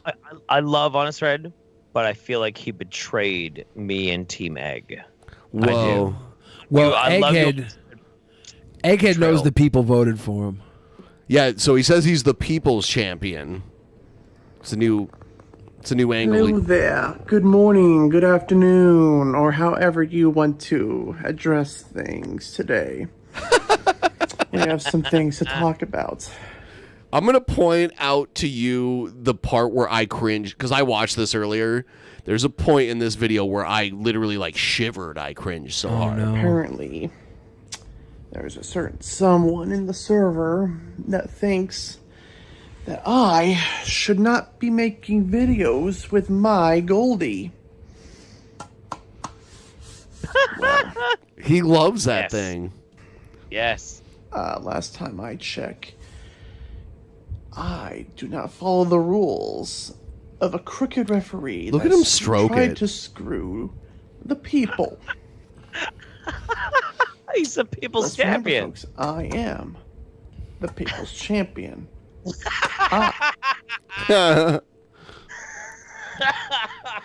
Fuck yeah, dude. I wanted to make Jeff the on-screen commissioner of Actual Mania. You know how they do that? There's the general manager or whatever. Yes, Yeah. I am the true Cringerweight champion. Goldie remains with me. Now then, this time,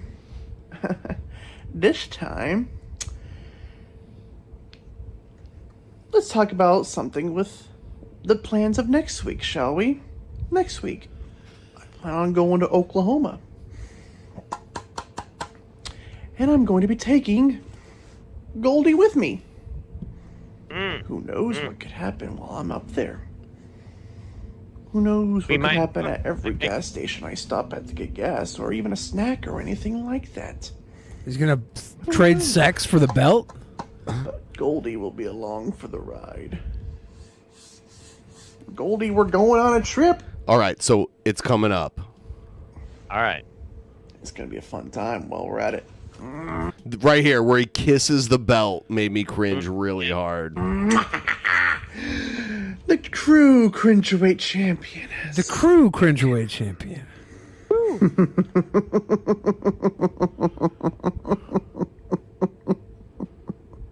You have very long eyelashes, Egghead.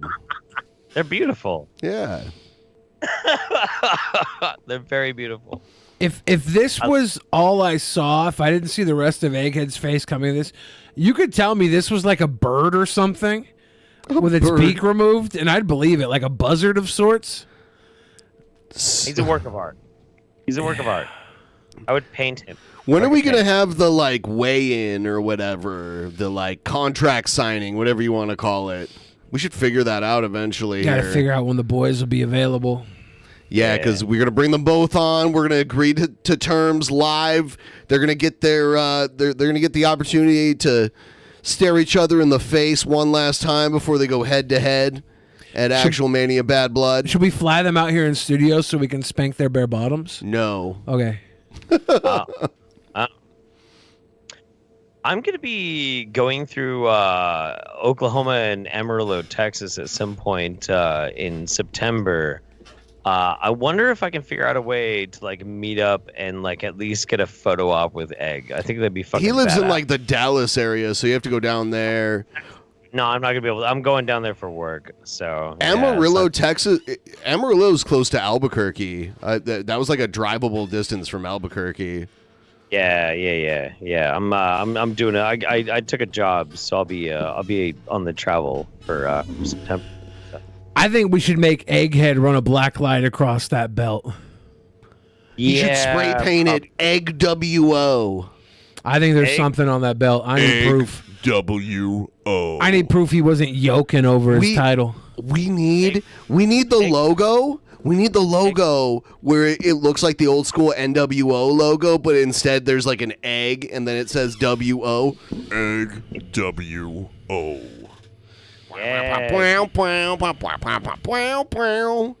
It's the egg pack, everybody. Yeah, the egg the egg pack. WO.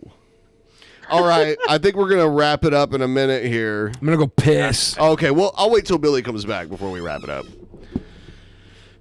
Egg WO. Are you running? Oh, you're running a vocal mod, right? A what now? Vocal mod? No, I'm just talking. Egg WO. That's just my normal voice. Oh wow, Yeah. that's impressive. Well, That's I crazy. think, yeah. Well, I am sad that you didn't come out for my crazy ass survival camping. I think you would have had a lot of fun. You would have been very dirty by the end of it. Very dirty.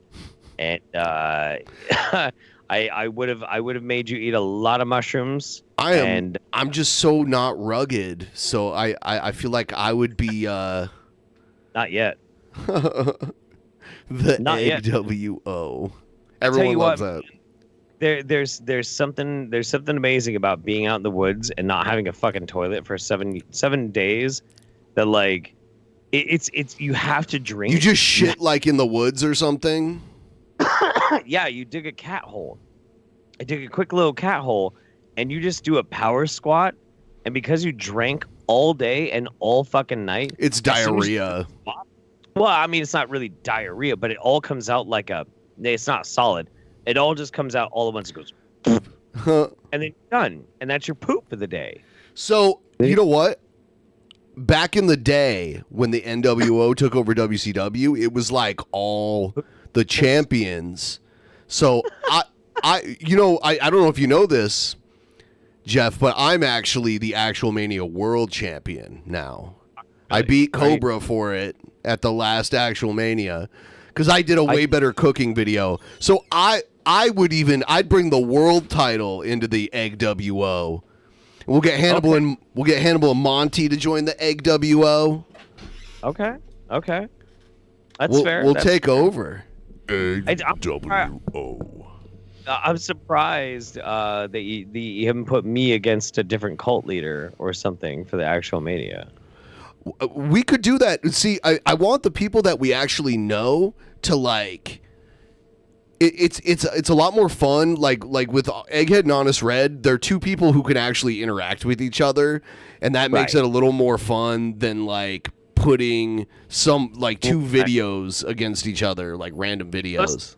Just I know for another like failed cult leader like me is Stefan Molyneux, but I don't think he'd ever make a video about it. No. But that would be interesting. You versus him.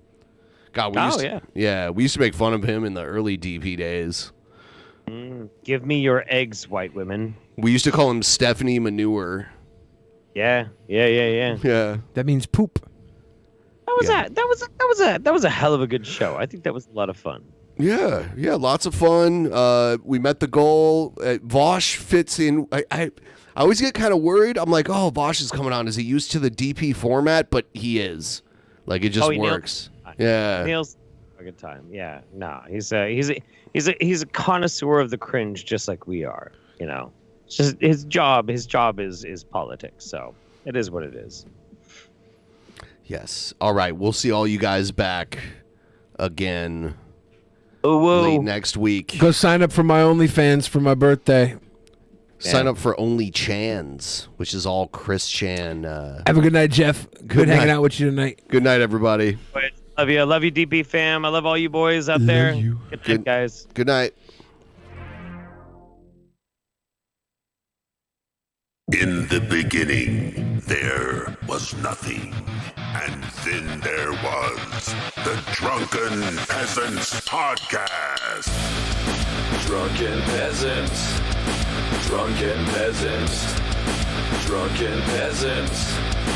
Drunken Peasants. From the strangest corners of the internet, gonna get TP'd by Billy and Ben. You know where you can find them at. Get ready, cause they're gonna kick your...